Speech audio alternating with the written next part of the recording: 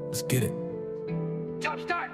Sports debate. Say it slow, bang, bang, bang, bang. Watch the bank roll, grow. Hall of Fame, gang, gang. You already know. Cheat codes, running plays, green lights on go. Win some, lose some, but live to bet tomorrow. Slow, bang, bang, bang. Watch the bank roll, grow. Hall of Fame, gang, gang. You already know. Cheat codes, running plays, red nights is a no. Win some, lose some, but live to bet tomorrow. Good after morning, salute the Hall of Fame vibe. New members in the chat, put your middle fingers high. Bobby the builder stacking bricks with the crew. Cheat codes in the bank, yeah, we breaking it through. 5 plays lined up, 4 hitters on deck. 1 Hail Mary, 1 Haymaker connect. We aiming for the green, stack the checks, respect. Using Lando's chart, man, you know what's next. There's a method to the madness, ride out the storm. Bankroll management keeps the pockets warm. Play it humble, keep it cool, that's the way we perform. Say it slow, bang, bang, bang, bang. Watch the bank roll, grow. Hall of Fame, gang, gang. You already know. Cheat codes, running plays, green lights on go. Win some, lose some, but live to bet tomorrow. Slow, bang, bang, bang. Watch the bank roll, grow. Hall of Fame, gang, gang. You already know. Cheat codes, running plays, red nights is a no. Win some, lose some, but live to bet tomorrow. I post slips night and day, night shift or the dawn. If you ain't Lando or Ma, keep it calm. Drop your wins in the thread, keep the comments tight. Live bets in the chat, every play in sight. We banking non-stop, yeah, the hustle don't quit. Every loss just a step till the jackpot hit. Stay respectful, stay humble, never fold in the grind. Win or lose, it's the code, keep the Hall of Fame mine. We betting with the squad, yeah, the culture intact. Every storm we survive, we just double it back. Let's keep banking, have fun, put the team on the map. Say it slow, bang, bang, bang, bang. Watch the bank roll, grow. Hall of Fame, gang, gang. You already know. Cheat codes, running plays, green lights on go. Win some, lose some, but live to bet tomorrow. Slow, bang, bang, bang. Watch the bank roll, grow. Hall of Fame, gang, gang. You already know. Cheat codes, running plays, red nights is a no. Win some, lose some, but live to bet tomorrow.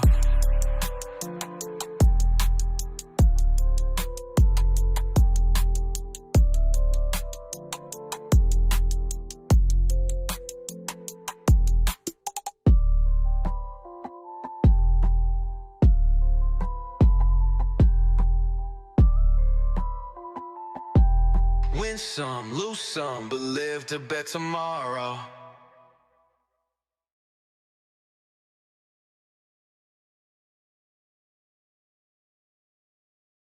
Before we get into today's picks, this video was made in partnership with Kalshi. If you follow sports like I do, you already have opinions about what's going to happen in games. Kalshi lets you trade on those predictions instead of using a traditional sports book. Kalshi is actually the largest legal prediction market in the United States, and it's available in all 50 states, so the people that ask me about California or Florida, y'all are covered. So here's how it works. Each prediction is a contract price between 1 cent and $1. That price represents the market probability of that event happening. So for example, if a contract is trading at 45 cents, the market thinks there's a 45% chance of that event happening. If you trade that contract and you're right, it settles at $1. So if you bought in at 45 cents, you more than doubled your position if the market prediction is correct. You have a variety of different predictions, from politics, how many times Trump will say billions, to what sports team will win, all the way to what Netflix movie will be #1 this week.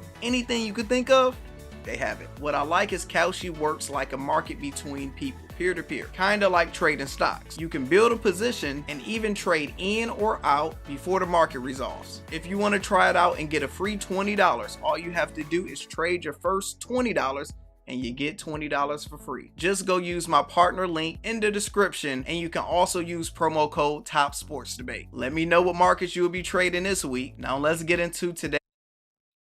Humane. Yo. I see you have on the gear of winners. Detroit basketball. Get Hey, it. would you, Boss up and get this money. boy? Boss up and get this money. Would Man, you? Hugh, Hey, what's we are going going on, to, man? we're going to talk about the game. We're going to talk about some fun stuff, some funny stuff, have some good vibes. How are you doing today, my brother? What's poppin'? Hey, man, I'm doing good. Actually, I'm doing extravagant.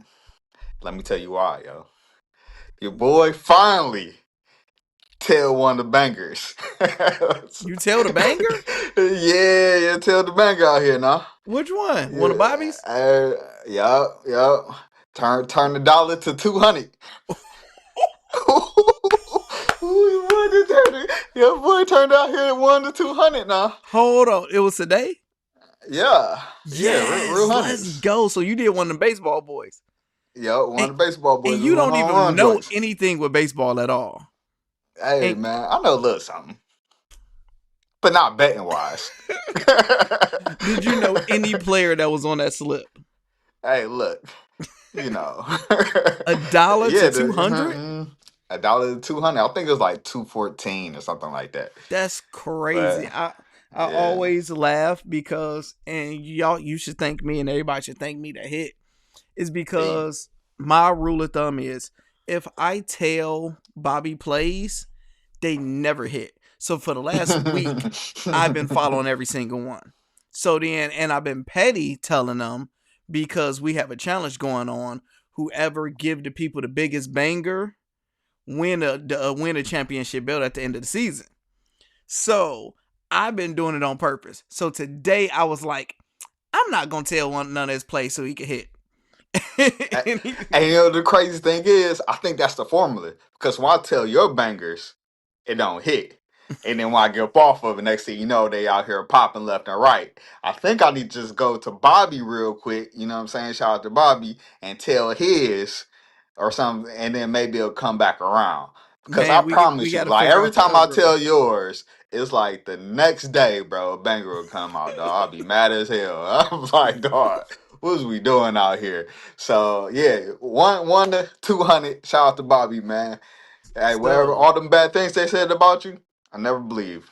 let's go. So to show y'all the play he hit, because I haven't did a video or posted it yet. But man, oh man, it was one of those days. Jack was complaining, man, there's so many plays. And if you just you got to think, if Hugh would have had to do two $100 plays to break even, Yeah. to break even today. So look at this beautiful baseball play that we had. And he gave this to all of his people. This was a plus 56. 72 end up hitting 23, 80, 15. This one was crazy. Bunch of voids. Plus 9,000 voids. There's a lot of voids around, I noticed. Definitely a lot of voids. But the Yeah. banger, I think Hugh hit is this one. This one right here. Scott, Kazumoto, and Burton. A dollar would have got you $218 or something Yeah. close to it. This the one, Hugh? Yeah. Yeah. Yeah, Yeah. sound Real like hundreds. good money. And then if you did it the way he told everybody to do it, you would have made another dollar for would have turned to $153. Then you would have made a Mm. dollar would have made $36. Then a dollar would have made $21. Dollar would Oh have made wow. $2. Then a dollar would have made $16 if you did it 100% way he does plays. So shout out I know to a few other ones. It was like a dollar turned to like 5, and a dollar turned to like 10. So I won the other ones, but the one, that was the that biggest banger. one. Yeah, the banker now. Put your boy in a good mood, man. There you go. That's a good day. Yeah. Hugh, man, Cavs versus the Pistons. We're going to talk about that game first. Detroit won 111 to 101. Going into the game, we talked about it. We had our game plan. What we needed to do, Detroit handled the job, handled the business, covered spread. What did you see with this game, and what did you like? Well, I'm just so happy we're not playing in Orlando. because Durant seems, it wasn't super spectacular, but he seemed more engaged. He seemed more closer to himself. Let me put up this good old stats rule, and also it's like we're going against a team that's really not hard nosed and defending. So, K was a little bit off early, but it's just it wasn't a grinder type of game. We could play more Detroit basketball. We can, outlets our bench. Everybody contributed, so it wasn't all on K. Everybody was hitting timely shots, hitting their threes. So it was just an overall team effort. And our boy Great Value J. Cole, man, he out here he out here doing Tobias. this thing. Tobias Harris, he's stepping up. So he's building that momentum from the last series all the way over here. And if he continues to contribute like this, hey man, we're looking really good out here in the East because it's still wide open in my book. What you think? Like you said, I'm just happy we don't see Orlando Magic, bro. I don't know the matchups. It just was so tough to score, so tough. I'm just happy we got out of it. And this was the first time all playoffs we looked like Detroit. We looked like the team that Mm, we got accustomed to looking at throughout the year. Tobias Harris, real MVP, he came through. We had Jenkins. He played a lot of minutes. Very, yeah, very Jenkins did his thing. valuable. And Duran finally woke up and looked more like himself. K is gonna be K. He came back in and made clutch passes and threes and everything what we needed. We needed to. We Yeah, gotta take care of home court. So the pressure is off us. So we just got to do it one more time. We do it one more time. We yeah, can go to Cleveland going 2-0. James Harden came close to a triple double. Mitchell, he started off real hot, then he cooled yeah. down He there for saw a it real while. hard. Then what you about to say? he, he was cooking our boy Azar Thompson in the beginning. He was cooking for a second, but he caught his legs up under him, man. And Tobias, man, if you keep on getting his 20 points, like I said, and it's crazy because it's like we're not asking for a extreme amount. Just keep us at that 20 points, and we're gonna be hard to beat now. Yeah, because he Durant, he overachieving. didn't do the best. Yeah, he didn't do the best, but 11 points, 12 rebounds. He at least got the double double. Scoring wise, it seemed like he's still trying to find his mid range game. If you're not lobbing up to him, he's barely getting into his own offense. And Cade is Cade. Like I said, Cade just started off a little bit off early. He was missing those floaters and stuff. But man, hey man, Duncan Robinson gave us that good 19. Duncan Hitting them Robinson was our threes. X Yeah. factor tonight. He Oh was our yeah. X factor. You got to give him 19 points, 5 from 8 from 3 from downtown. That's what we need from him. We need him to hit wide open threes. 5 for Yeah. 8. That's all we needed. We know he's going to get in foul trouble. We know that's what he's going to do because that's what Mhm. he does. But, a solid win. I think we can do what's needed for next game. Yeah. I'm just like saying, I'm Cleveland. They don't really play defense like Orlando. That was a hard, tough game, man. Between Harden, like Harden, we know he don't play defense, and your boy. I mean, Donovan Mitchell, he's not known for his defense either. They kind of leave it mostly on Yeah, Mosley and Evan Allen, Mobley, they're and Allen. they're both tall, but we got Allen and 3 fouls in the first quarter. So he was irrelevant Yeah, for the rest of the game.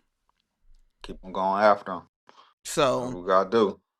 yeah, so you got to think if you got those two, if you got Durant going crazy, Hmm. because you got to think Allen was the reason they won Game 7 because he went Yeah, crazy. So you took him out, that neutralized. So long as we take Mobley or Allen out each game, put some pressure on him, we good. Then Mitchell is not going to be able to be hot every single game, so he's going to have an off nah, game.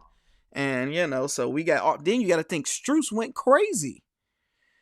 yeah. Strus went crazy. He didn't miss. He just was dunking on people, hitting threes. So we know Strus won't have a game like that every game either. So He going against He going against his.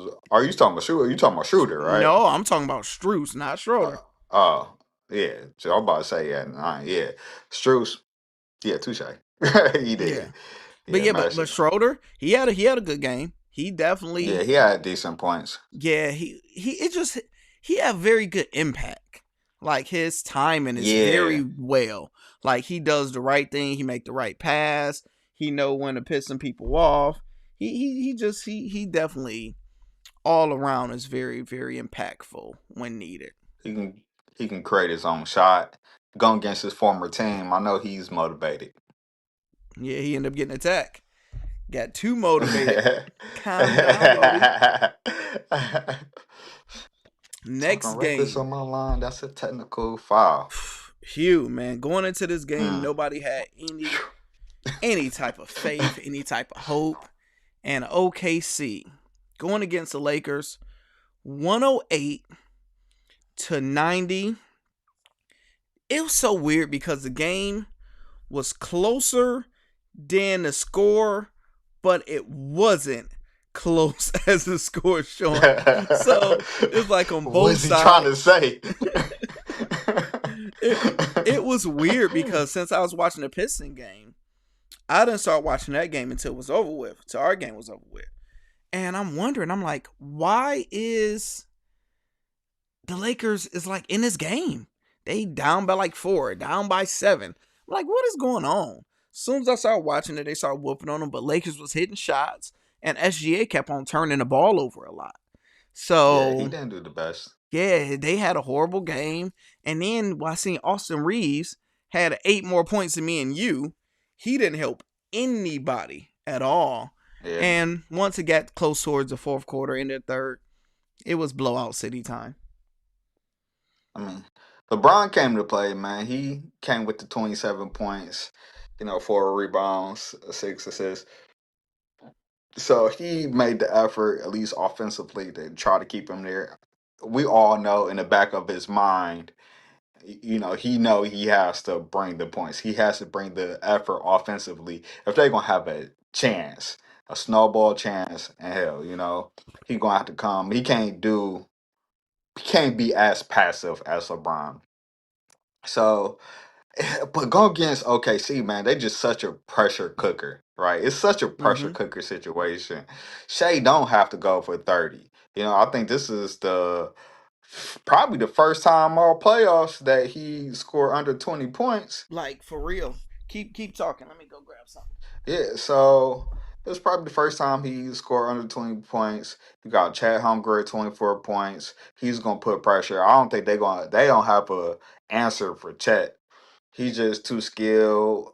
Like Aiden, man, Aiden just hold on to dear life. And what did Aiden have? He had 10 points. 10 and 12. It's respectable that you get from DeAndre Aiden. But Chet 24 and 12. That's a nice little discrepancy.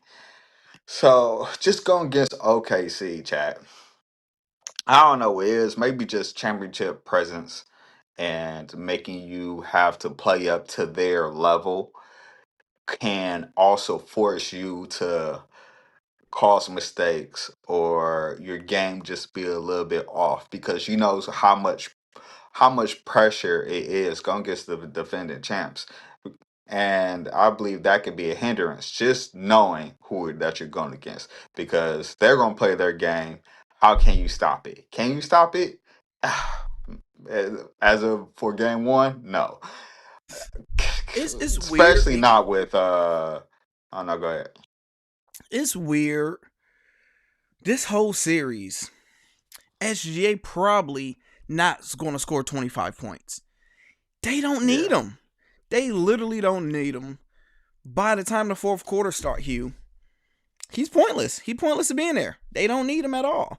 So it's like it sucks because LeBron had a good game, but it wasn't good enough. It's like he needed help. He need help from somebody. When you And got Austin Reeves, I'm sorry, when you got Austin Reeves scoring 8 points and he don't do anything else, like his whole sole purpose is to score. That's what he do. He don't get defend, buckets. get buckets. He need to be Mr. Bucket getter, dog. But he haven't been that. 8 points it's gonna get you blown out. And that's so do you see them 1-1 game? Yeah, actually, I can see them getting one, maybe even two. Truth be told, let's say the good and the bad can be the same. Austin Reeves, we can see him getting up to the 20s, right? Mm-hmm. Like I said, DeAndre Ayton didn't have a terrible game. He was 10 for 12, Just got but in foul LeBron trouble. James, yeah, just got in foul trouble. Like that Chet, man, Chet is a hard matchup. Chet is he's a hard matchup far as anybody on a roster. It's only DeAndre Ayton. He got 24 and 12 on him. But LeBron James gonna have to get up into the 30s, which we know he can, and Austin Reeves will have to get at least 25, and then they can pull off a game, and then maybe they can pull off two because LeBron just got magic, so I could see them getting 2 games. What you I think? randomly could see LeBron getting one. I could see them getting one. The reason being, seeing how they let OKC let the Lakers hang around so long today. If Austin Reeves show up, you got a different game. And this is Yeah, on OKC floor. Once you yeah. get to LA, the vibe's going to be better. The role players are going to step up.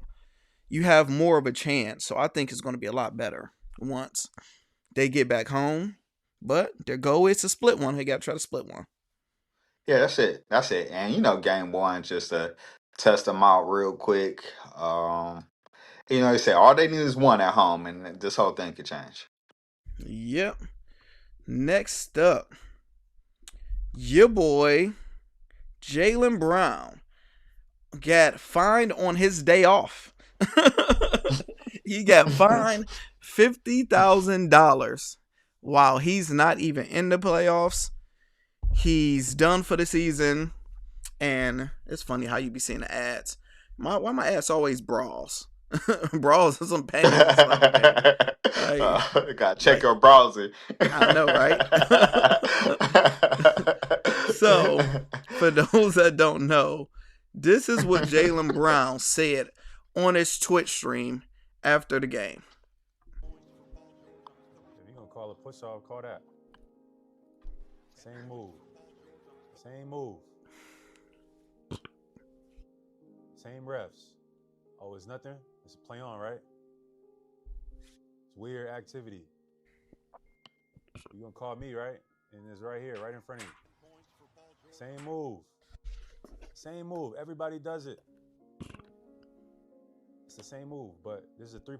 So all he's doing is criticizing the refs, basically saying, look, y'all, everybody doing the same moves.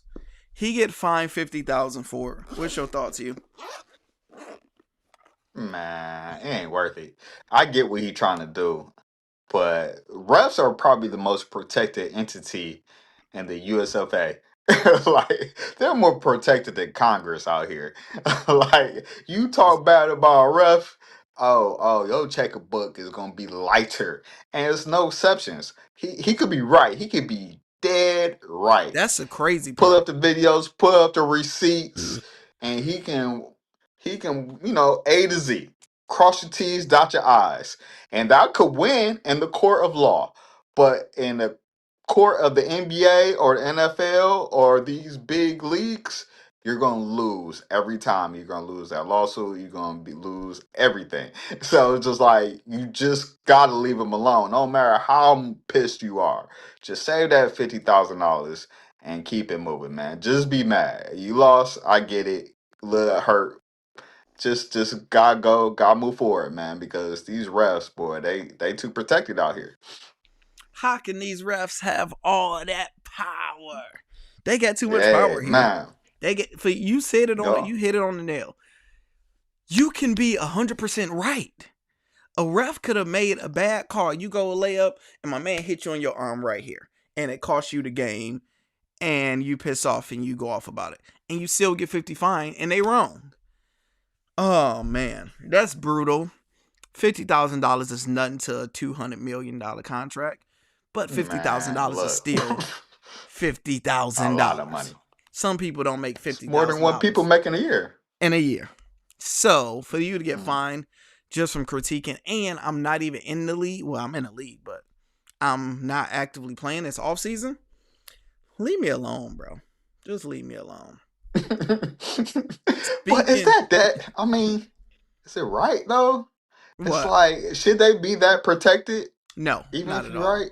Not at all. They should be able to be critiqued. Players should be able to be frustrated. You should just, I don't know, because finding them is not the answer, I guess. I don't know. Because it make it seem like the refs is just untouchable. You shouldn't have, no player shouldn't be untouchable, coaches or refs.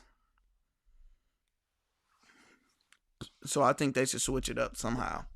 I wonder what's their checks and balances over there? Like, is it They have all them. just super behind closed scenes? Like, do they get fined? Or like, what is their consequences?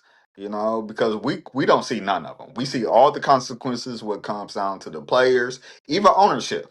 Anytime a franchise get fined, it's tagged in the front news. Anytime a player get fined, it's tagged in the front news. But these refs, they get 0% of that.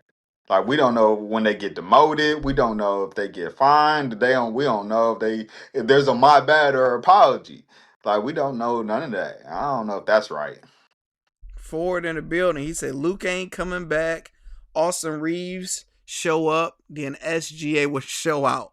The Lakers don't play defense. That's right, because SGA didn't need to play the fourth quarter. So, yeah, because, you got Reeves score more points. SGA was like, all right, I'm going to score more points. Yeah. And they just 100%.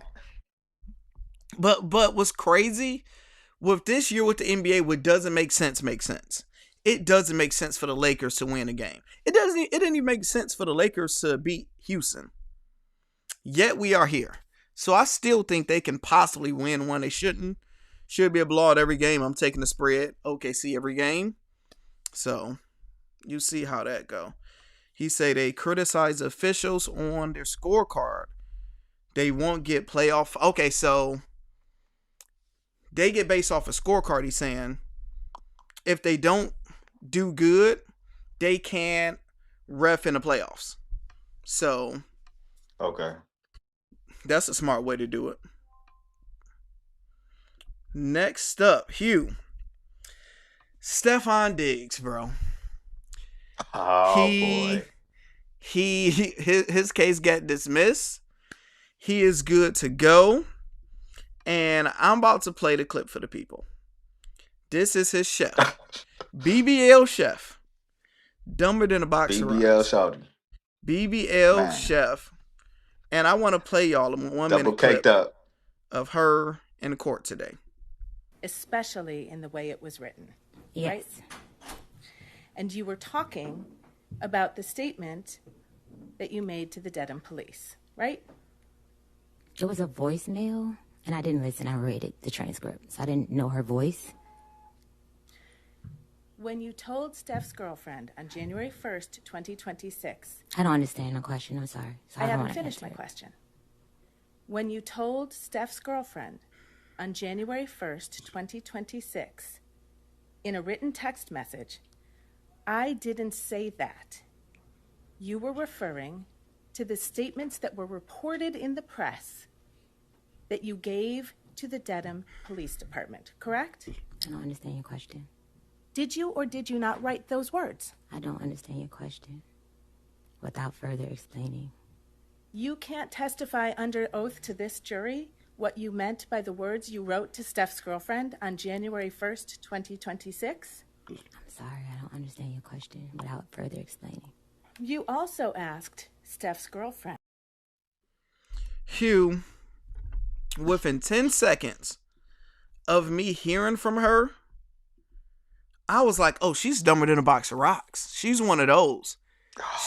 She's one of those. She seemed a little slow.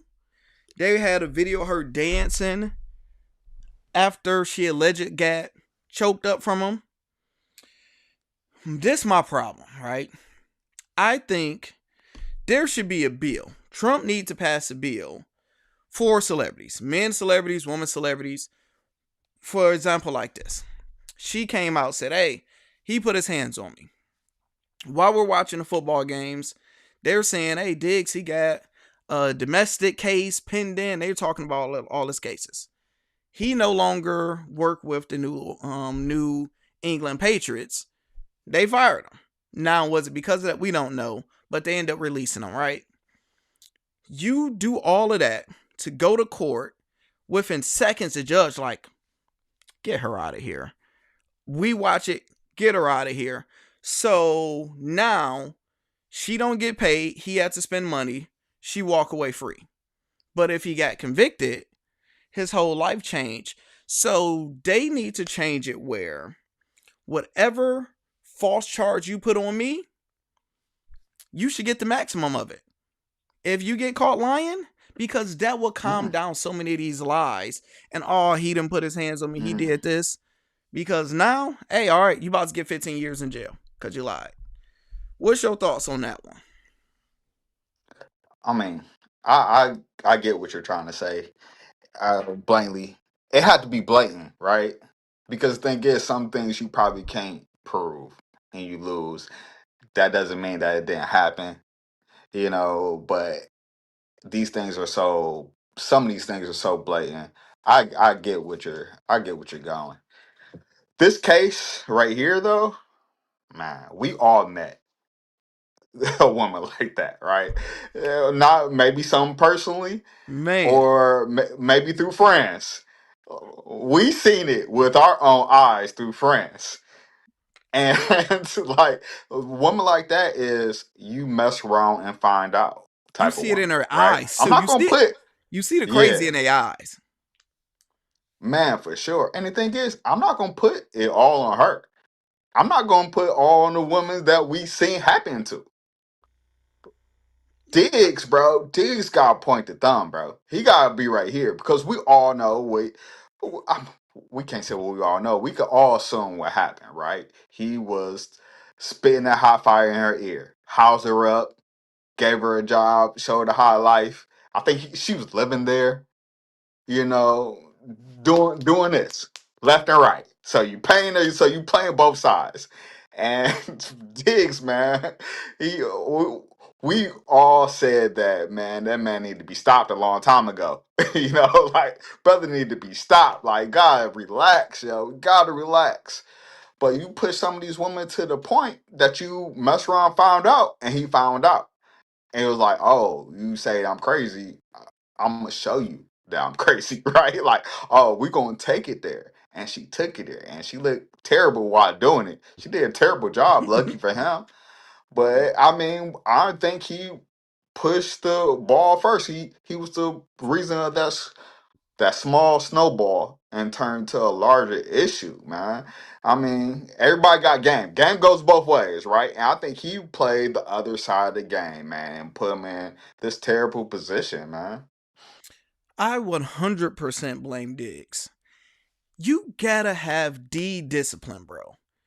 You're rich, you young, you successful.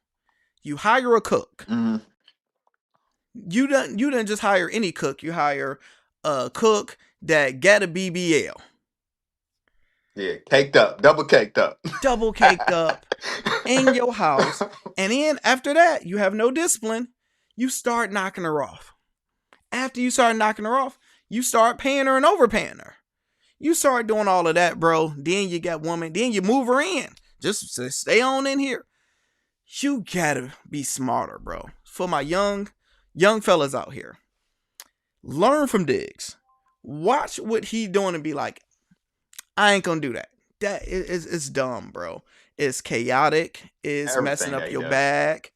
Gotta do better. So I blame him, bro. Definitely. Yeah.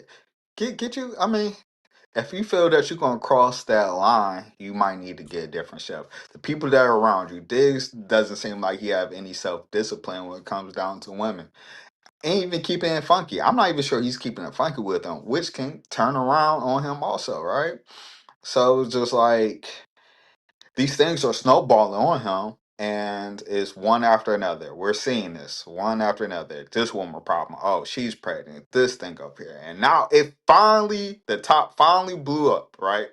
Off, and now you in court. You in court, and could it have something to do, like you said, with the New England Patriots? Let them go. Once they see cases like that, NFL teams, they try to run away from it as quickly as they can. You know, he could have been a mild citizen and that thing, which they said he was really good in the locker room. Definitely said But that. you start throwing this stuff out here, you start throwing this stuff out here, and that's gonna mess you up. This will probably help him get him a job moving forward. But I mean, what are we doing out here, Diggs? Man, you have a pick of a lot of women. To have the woman that's working for you that close to you, oh, bro, you just ask for trouble, man. Get somebody else. Get a job, get a dude, pay an aunt to be your professional chef, like whatever the case might be, man. Like, stop being so horny, dog. A chick with yams and she can cook. It's like, dog. Ford Stop said being he so can- horny, like. Ford said he can countersue, and also said sex is addictive. He is addicted to the thrill of the life, not worried about the consequences. I agree. Yeah. I mean, you ain't wrong. He probably can sue for his name, and probably sue for attorney fees and stuff like that, which he probably should, but it's still his fault. It's still his fault. No matter how far she went with it, she did, like I said, a terrible job of conveying her. Well, she tried to paint a story instead of just saying the yes or no's. They was cooking her on that, like yes or no question, and she'll just go with a paragraph. They was just cooking her, so she wasn't ready for what they had for her. No, not at all. And he's so lucky that they didn't, like, because they made her look silly out here. And Embarrassing. but like at the end of the day, it's on Diggs, man. Ford said they ain't let the coach go. New England is known with drama. They're known for That's it. fair too, T Ford. But the thing is, it's not a court thing. It's not a legal thing. It's just an ethical thing. Ethical. Blah. What is it, Hugh? Blah blah thing. You're supposed to save me out here. Ethics. Ethical. There you go. Yeah, there we go. So, but this was turned down legal. You know, this is on the same level of a Ray Rice situation, and we all seen what happened to Ray Rice. We ain't seen him since. Yeah, we ain't seen him since cheating. They like, that's the league. So, next up, the biggest drama going on right now: Draymond Green and Austin Rivers. Have you seen all that what's been going on? I seen the response from Austin Rivers, but I didn't see what started it. I didn't see why Draymond went in on or so why. We are going to recap the whole thing and talk about it. What we're going to do is put it on a faster speed so it won't take too long. But we're going to the origin of everything. So follow along with us. Playback speed at 1.25.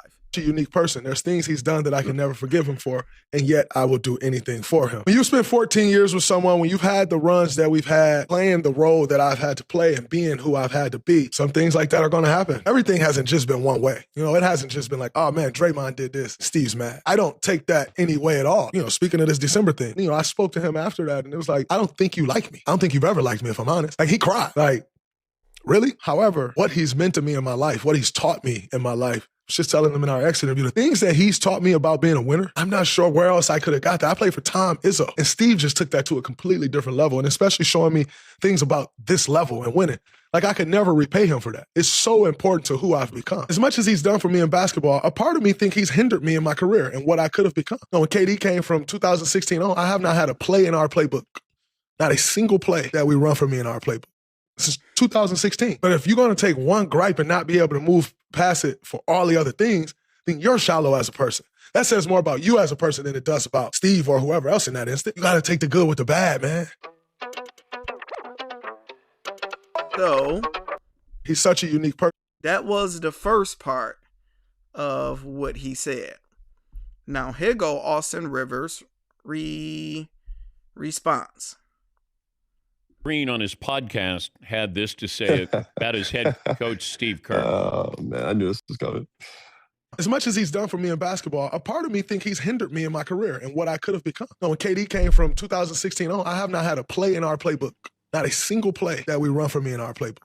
This is 2016. But if you're going to take one gripe and not be able to move past it for all the other things, then you're shallow as a person. That says more about you as a person than it does about Steve or whoever else in that instant. You got to take the good with the bad, man. Can he be right in both cases that he wasn't featured at all? But, I mean, how do you feature Draymond Green if feature him doing what? I don't know. Feature him doing what? I'm trying to be fair to the context of this. It's ridiculous. It's ridiculous. It's utter ridiculous. And you know what's shocking? Because Draymond has such a high IQ. That's a big part of his game is how smart of a basketball player he is. So it bewilders me that he even thinks like this, because it's like, Draymond, them taking a chance on you and them playing you and Steve putting you at the forefront of that offense, making you be the point forward and kind of the, letting you allow you to have that voice and the freedom to have your, whether it's a spasms or when he loses it, or to be the emotional leader of that team. Steve let him be who he was. So to hear he was hindered, especially Draymond's never been an offensive score juggernaut. He's left open 80% of the game. No one guards him. And because he's such a high IQ player, he's been able to take that and be a free screener for Steph, Clay. He's been this enforcer. He does all these things defensively to dominate. I don't know what way he was hindered and why they would ever draw up plays for you to score. You were never a scorer. In fact, the teams would have loved it. If you were shooting, it'd be much better than Steph not, or Clay or Kevin not. It's just ludicrous. I don't even know where he got this from. If Draymond was on another team in the NBA, I don't know what his career would have looked like. He wouldn't be a Hall of Famer. No. And that's not a slight to Draymond, because he is in the Hall of Fame. So it's like, take the fact that the guy that helped you get there is the guy you're saying hindered you. I don't understand I don't get it. So that's the premise of what he was saying. And then the last one is how Austin Rivers respond to Draymond going in. We missing one more. Here we go. Because quite honestly, guys that you usually get into the back and forth with, they become back and forth because it's like one of them like severely tips something this way and the other just like kind of so far down that it kind of pulls you back a little bit.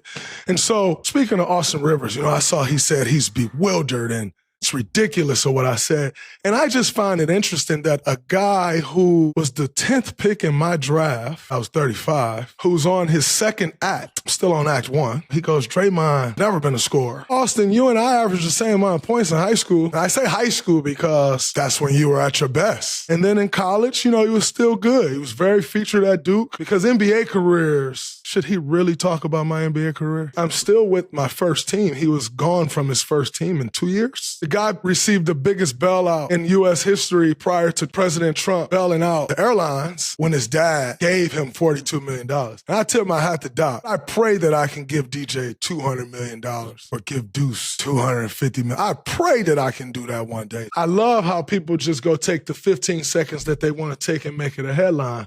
But I really enjoyed watching Austin Rivers be bewildered.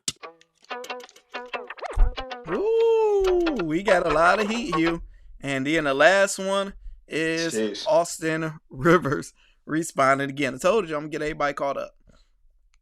Seriously. Ridiculous. But you know what? I'm going to address it because you crossed the line and you were mad disrespectful for whatever reason. You've been around too long. We both. Here we go. Drafted in the same class. The fact that you don't have the wherewithal to do your due diligence and actually understand I was being highly complimentary of you on the Dan Patrick Show, but it's you, and I shouldn't be surprised. You always act irrationally, emotionally immature, and your anger always puts you in hot water. So here I am having to address a video of you belittling my career. First off, Draymond, we weren't the same players in high school. I don't care about our numbers being similar. I did it at the national level, at the top level. Hence why I got the Naismith Award, and I got pretty much every award you can think of in high school. I was ranked number 1. You were ranked, I don't know. So cut it out. Next. College, you actually were a really good college basketball player, but It's hard to compare because I was only there for 6 months. Something you could never do. Talk about I was, one of the featured guys. No, I was the guy. I led my team in scoring. I was first team All-ACC, freshman player of the year, lottery pick. Stop. Next. The NBA. Hey, man, you got it, Dre. I mean, listen, I played in the NBA for more than 10 years, more than a decade, but 11 years. I'm not a Hall of Famer like you. So I'll give you that credit. All right? You got it. But let's peel back that onion and understand why. Easy, Tiger. Okay? You have the delusion, the non-wherethought, the irony of you saying I'm part of the biggest bailout in NBA history. Draymond, you are the luckiest basketball player I think I've ever seen, especially in modern day history. Let's talk about that. You were drafted to a franchise with a Hall of Fame front office, Bob Myers, Hall of Fame coach, Steve Kerr, the greatest shooter of all time, and perhaps the top 5 player of all time, Steph Curry, Hall of Famer. One of the greatest shooters, top 5 shooter of all time, another Hall of Famer, Klay Thompson. The Swiss Army knife himself, the guy who could do a little bit of everything on the floor, Andre Iguodala, another Hall of Famer. I know, keep up, it's a lot of talent. Not to mention one of the most lethal scorers of all time and arguably a top 10 player of all time, Kevin Durant, the same guy you chased off because of this, your mouth. You talk too much. And that's not even counting the plethora of talent around those guys. The Sean Livingstons, the Barbosas, the Andrew Wiggins, the Jordan Pooles, who you also chased off. Cut it out. Draymond, you're the backpack jump shooter. You're the guy that everyone leaves open. No one guards you. There are hours and hours and hours of film of just you being left wide open. In fact, anybody can just YouTube or Google or watch any Draymond game ever, and he's open all game. There are clips of you getting a rebound and just driving in a straight line and just getting a wide open layup because everyone's fanning out to guard the actual talent on the team. Talking about Steve Kerr hindered your career. Bro, Steve Kerr made your career. How dare you? Coming at me? Are you kidding me? I wish I could give my son $200 million if I was a coach. Yo, the NBA doesn't give coaching jobs to guys who may or may not sucker punch one of the players and staff. You need to fall back, Dre. Let's just be frenemies. Ooh. Fall back and let's just be frenemies. So, Hugh, we need to start from the beginning. Was Draymond's initial statement out of order of how he went in on Steve Kerr and said his career, I believe, what was the words he said? He believed Steve Kerr hindered him a little bit. And what's your thoughts? Okay. Actually, as crazy as it might sound, I hear him. He's heard. I think he's entitled to feeling that way. For example, we always say Steve Kerr don't develop, right? He doesn't have the patience. He don't develop. We already, if you haven't watched the show before, we always say to the Olympics, he couldn't find nothing to do with Tatum. That's how much he don't develop. An all-world player, he couldn't figure nothing out with him and during the Olympics. He rode Steph Curry coattail ever since he became a coach, and he inherited an already Splash Brother made team from a previous coach. That's well documented of him. So far as him bringing him into the offense, if he have never ran a play for Draymond Green, that is kind of crazy. That I would feel a certain type of way about that. If every single point I had to get off the mud, that can hinder his confidence. That can hinder his whole mentality. I just always have to be this type of player. And I can see how he could feel that way. What do you think? That's amazing perspective. Because I'm completely opposite side of that. I'm more with Austin Rivers, bro. I'm like, look. Hugh, he said they never ran no play from him since KD got there. So you have the greatest shooter in the history of the game on your team. Then you got the second greatest shooter in the history of the NBA, Klay, on your team. And then you got probably a top 10 player in NBA history on your team, KD. So you're not the first option. You're not the second option. You're not the third. And now let's go to the fourth. Are you going to want Draymond to shoot over Poole? Do you want him to shoot over Wiggins? Do you want him to shoot over Kaminga? Like, the list go on, bro. The list go on. Yeah, it was. You ain't your job. You're the Dennis Rodman of your team, bro. You're the Dennis Rodman. Dennis Rodman, he had a job. His job was to be the enforcer, be the mean guy, get rebounds, be the heart of our team. Ben Wallace, his job was to grab rebounds, play defense. Draymond is mad at his role because he's like, I could have did more. Bro, your role, you did your role all the way up to you're going to probably be a first ballot Hall of Famer. You did your role amazing. So I'm more with Austin Reeves on that one. He's bugging. I mean, I think both can be true, right? He didn't take advantage of his opportunities when he was left open. And he did make it to he was a better scorer. Of course, most NBA players was a better scorer before they get to the NBA. So I can see where Austin Reeves is coming from, where a lot of people come from. There's certain times that he needed to take them open shots and score that way. So his small opportunities that he did have, okay. But like I said, those 5th, 6th options, I can't get one play, bro. I can't get one. Now, that's what I would give you. In 10 years, 2016 and now, you didn't create one play for him? That doesn't even make sense. You're a starter. All gotta be Curry. You're a starter, bro. And you proved that you can hit a wide open 3. It's not like he shot as bad as Ben Wallace or Dennis Rodman. Draymond can score. And partially why it was said partially the reason why Ben Wallace left Detroit to go to Chicago is to have more opportunity to score. It didn't work out, but that's partially what it was said. How did that work out for you? Yeah, man. He did need to take advantage of those opportunities, but come on, like one, I can't get one. That would hinder you subconsciously. Like, man, everything gotta be for Curry. We know he the greatest, but everything, all 82 games, Curry don't play every game now. So I'm always number 4. Even at practice, because Draymond and said, hey man, let me get a play. Yeah. It doesn't even make sense how it's like, all right, we about to do the Draymond special. Like, come on, bro. And think about Wiggins. Wiggins was said to, his talent wise was up there, but he didn't pan out. I think did Aiden was over there also. No, Aiden was in Phoenix, and he was in Portland, I believe. I thought they drafted him too. They drafted another big guy that was supposed to have been him. Was it not Mosley? I know who you're talking about. Yeah, I can't think his name. He's still over there, ain't he? No, they got rid of him because it was like they got rid of him a long time ago. I'm trying to figure out what big guy is he talking about. But anywho, it was another big guy because they drafted him and they had a chance to get the Ball brother over there and Melo. They had a chance to get Melo Ball, but they drafted a big guy and they didn't develop him either. Anywho, there was they had top 5 pick and they was supposed to draft the Ball brother. Please stop it, Draymond Green. What he was able to do as a small defender with rebounding, passing, the rock, etc. Yeah, he is able to do a lot with his skills and his talent. So he definitely went to a new level with it. Yeah. So moving on. He was selected by Phoenix. Okay. Anywho, go ahead.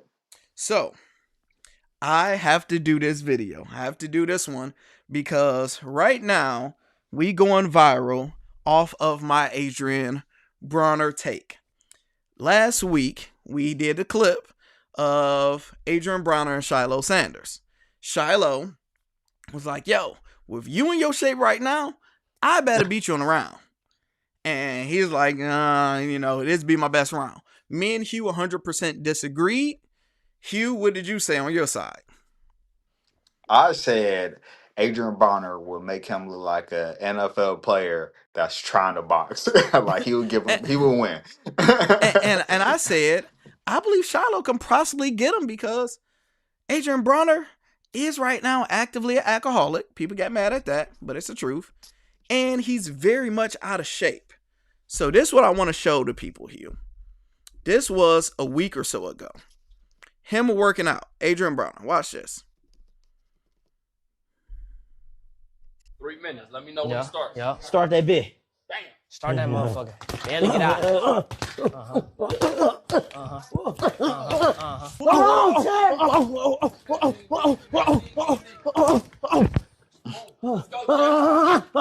at him, I'm about to fall. Bro got a little ass head. I ain't gonna lie. Bro got a little ass head. Turn it up. Hold on, give us a break. We drunk. I ain't gonna lie, y'all. I'm so out of shape. I don't know what a triangle is. I ain't even sweating. I am. 20 seconds. I'm out of shape like shit. 3 minutes. He couldn't even push Buddy legs. 3. Watch this. Look at this. 3. 4. Yeah, sweat dripping in my mouth, nigga. My bad, gang. That shit coming from your balls, bro. Nah. Come on, bro. Nah, bro. Nah, that came from my face, bro. Hugh. Shiloh Sanders is bigger than him. Pause. He's younger than him, and he's more in shape. You telling me that guy that couldn't go 2 15-second rounds would beat him? He was punching and was, oh man. I would probably put in 1 round. I'd probably put my money on Shiloh, bro. But he looked trash. Bruce Lee once said, "Boards don't hit back." Like Shiloh probably never got in a fight a day of his life. And yeah, shadow boxing looked cool, but have you ever got beat up by a shadow? Have a shadow ever hit you back? Nope. Mike Tyson once said, "Everybody has a plan until what, Lando?" You get hit. And Shiloh probably never got hit in the mouth with a fist. You know, I mean, he plays football, so a helmet probably got him right up in there. But that's about it. He box. He box. You know, he probably spar, but I ain't never seen his face all lumped up. Right. Man, we can go to the gym and they got the little heavy bags and we can hit those and say that we box. I had on my boxing gloves earlier outside, shadow boxing. So I boxed today. Yeah, you boxed today, you know? So it's just like, yeah, it all sounds good until you actually have to do it. And it's not so much we're talking about physically. I said most of it's mentally. Like he know the game. He know the boxing game, and he knows it 110-fold more than Shador or Shiloh. We know the brother. So it's like he knows it way more, so he can take him into the deep end. And he probably won't be able to swim in that deep water. All right, bad body, everything. You standing on it, Hugh? I'm standing on it. Yeah, he looks terrible. That looked bad. And he told you, bro. I'm out of shape. He looked terrible, bro. But and also, what stipulations are we like? We talking about if they did tomorrow or something? Yeah, he said, with your shape right now, I bet get you in a round. He looked at his belly and he said, in your shape right now, I would be able to get you in 1 round, bro. Bro. Nah, he won't, man. Some people just got it, man. Like Mike Tyson. Mike Tyson's 62 and they still trying to box that man. Bad body and all. And man, Mike Tyson to get knocked upside his head if you try to mess with somebody younger. People just, since he's a professional, man, once you get on that alcohol and you get out of shape. But you also said in the last video that if somebody tried to wrestle you right now, you went through a lot of alcohol. But I'm not an alcoholic actively. Number 2, I still go to the gym. But how much in wrestling shape are you? 0%. 0%. So somebody tried you tomorrow and rest up on your boy. I got a strong minute and 20. A minute and 20, which is solid because wrestling is a tough sport, especially physically. And what would be your biggest advantage if somebody tried to wrestle you? that never wrestled before? What would be my biggest advantage? Yes. Hand control, knowing how. I just know how to control your hands. Well, I'm gonna make you go where I want you to go. So if you try to come in, I know how to. I'm not gonna let you pick me up because I already know how to stop that. And my advantage would be to get you on the ground. Once I get you on the ground, it's a rep because I know how to throw my legs and I know how to ride you. So it's a rep. Once I get you, pause first and foremost. I know how to ride, baby. Experience and intellect is the thing that will save you. No matter, like I said, you're not the best physical feat right now, but your experience and your intellect can save you. Mm-hmm. Why doesn't that apply to Adrian Bonner and he was already made it to the mountaintop? You might. So here go example, y'all. Here go example. 5 years ago, my nephew, dad, is an MMA fighter. He's actively still an MMA fighter. Mm-hmm. His brother owned a gym. I went to the gym where I go out there in Pittsburgh. We'll work out. So me and him always talk smack. I'm like, I ain't fought. I haven't wrestled in forever. And I tell him, I'm like, look, you would get me in these boxing. I ain't bad in boxing because I practice my shadow boxing. I was like, but you wouldn't better beat me in wrestling. He like, man, I work out every day. I'm like, man, you ain't wrestled since high school. Like, I watch you fight. That's your weakness. That's my strength. He ain't a wrestler at all. Huh? Yeah. He ain't a wrestler at all. If we go, so this literally us shadow box, sparring for a hot second. It's a quick one. Put the phone on do not disturb. Airplane mode. Because my thing is, with shadow box, with boxing, I will whoop anybody ASS within that first minute. Within that first minute.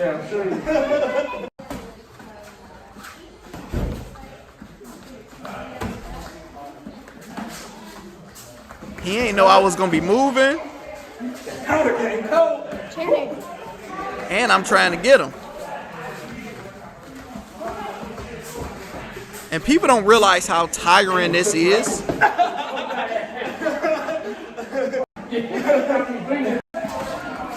So we go around. I think he tried to take my head off, or I tried to take his head off.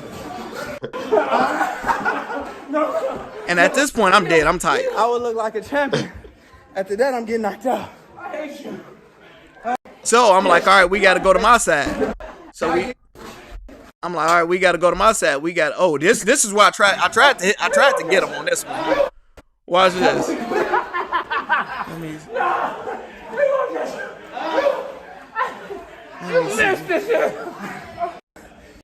Because I actually gave him a good swing. Look. It's a little slow over here. Oh, okay. So we go over to my side. I'm like, hey, man, let's wrestle. Because I'm like, you're not even going to be able to take me down. 80% makes sense to somebody who haven't worked out in months. So look, you can go 100%. Hold on, let me get this over. So I told him, when we box, I was like, look, I get to go 100%. You got to go like 60. I was like, with wrestling, you can go 100%. I want them to see this one. I know that's tiring. That's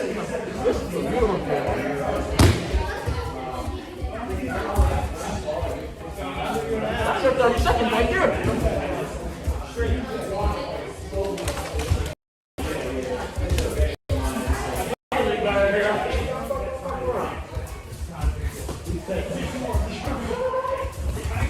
Push his ass right in the go through. There you go. Push him in the go through. Take his low ass down. Fuck him. Take his low ass down. Take his low ass down. Let's go. So he trying to stop me. Then at the end, I get a takedown on him. So I end up taking him down over there. And he like, man, where's off the camera? So he can't beat me in no wrestling. And I haven't wrestled. He's an MMA fighter. If we go a bunch of rounds, it'd be a wrap. But it's definitely fun. When was the last time you was able to do some boxing, have some fun, or do anything like that, bro? Man, it's been a long time, yo. It's been a long, long time.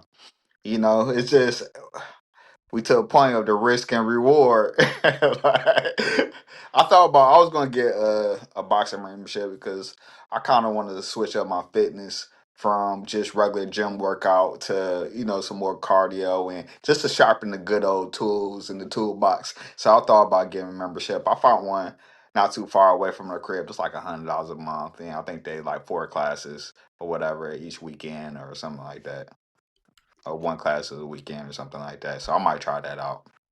Come on, give me $100 super chat. I'll beat Hugh ass on live. $100 super chat. We'll go 30 seconds. Every $100 we going 30 seconds. Hey, I'm with it, yo. Forget the shoot. You don't get braces no get more. Them mans. Do you know what I want to find though? What? I know this is different. I want to find a place that we can go, hit a baseball that's over like 80 miles, 100 miles an hour. I want to see one. We're going to have to try the spot on Ford Road. I don't know how fast that one go. The one on Ford and Newburgh that got the putt, the go-kart, and the batting cage. Yeah, it don't go that. I think it only goes up to like 60. Well, that'd be great content during baseball season. 100%. You think your shoulder can do it? Yeah. I'll hit more than you. 100%. Wait. Number one, we know I'm way better than you when it come down to softball and baseball. This is factual. That's definitely not factual. That's factual in your head. You just literally made that up. Hugh, we play softball every single year. And I always reign supreme. I just hurt my shoulder last time, and that's why I couldn't play for the last 2 years. Okay, Scooble. Okay, Scooble. You see, I had to ask you: is your shoulder okay for us to even swing at the thing? I could swing at it. It's not like I'm throwing it. All right, so yes. So within this month we're gonna look for something. We just need it to be warm more than 2 days in a row. Nah, no. And that'd be a fun. That'd be man. We ain't doing this for free now. Huh? Well, I said we ain't doing this for free. What you trying to put on it? Oh, so the bet would be who's going to hit the most balls. Yeah, fast. We going up the fast now. So we're gonna have to have some type of a point system, such as we gonna get 10 tries each level, and we'll probably have to find a way to rank them. Just we could do some practice on the lower joints, right? And then 2 out of 3 or best. But I'm saying, we both get 3 chances. Say I hit a 90 miler and you only hit 2 60 milers. No. I'm saying we're only going to do this on the fast. Oh, okay. All right. It only counts towards fastball. Okay. And then we'll both get like 2 tries, and whoever hit the ball most in the 2 tries wins. I can't wait I really want to do that, because I was watching on Twitter. It was a simulator of, it was showing a 50 mile. It was like you basically had the goggles on, and it showed a 50 miles an hour, 60, a 90, bro, 100 is like a blip. You can't even really see the ball. Yeah, that's why I want to find one that can get up to like 80 miles. I would love to see what 40 miles an hour, 50. I would love to see how to time it, because we're so used to softball. It's just to float the ball up and hit it. That's easy. But yeah, I think what we put like a fifth on something. Oh, you gonna lose with something. You gonna lose. Or we want to do raw money. Pause. No. I need something. I need something so I can celebrate with. We're gonna probably do like a $30 medal or something, bro. We gotta do something. So for the next year, somebody will try to get it. We better get it or something. All right. So yeah, we'll think of something and some booze. Yeah. So yeah, we're gonna think of something. Jeremiah said Lando got that footwork. Yeah, well, wrestling, it's second nature because I did it for so long. It's just all about stamina. Like I am, and even though I work out, wrestling is close to boxing shape because like how me and before we even hit each other, we doing this, you do that 30 seconds, you're dead tired. Wrestling, you just grappling, just wrestle your brother for 30 seconds, 15 seconds. You're going to be out of breath and you're going to be sweating. So just... Shiloh, get your wrestling? Shiloh? Yeah. I had to see how big he is. No homo. Because I don't know his height. I don't know his height, and I don't know how strong he is. I'm assuming he's strong. But the thing is, if you're not a wrestler, you're just not gonna have any chance. Besides, because most people have natural, like for example, you're not a wrestler, but you know how to wrestle, such as a regular brother wrestling each other, right? Yeah. See? I thought I heard something. So it was like, yeah, so you know how to do it on that level, but like how you said with the boxing, if you don't know how to shift to bring some, like it's just so many small techniques you can do to get somebody down. Like I could just grab the back of your head and just, it's small things. Yeah. So. You're doing it, like you're leaning towards my point. You're not wrong. You're not wrong. My side 100% goes down to the alcohol and the being out of shape. That's what I'm leaning towards, because he couldn't work out for 30 seconds without being gassed. You do that with Shiloh, he gonna mess around and just try to make you look bad, because especially don't let him hit you in your little belly. So sure. And his Shiloh equilibrium look off. He probably tap out. He don't want to get them. He don't want his face to be ruined. So he get tapped one time in the face. He ain't trying to get that bloody lip or that black eye.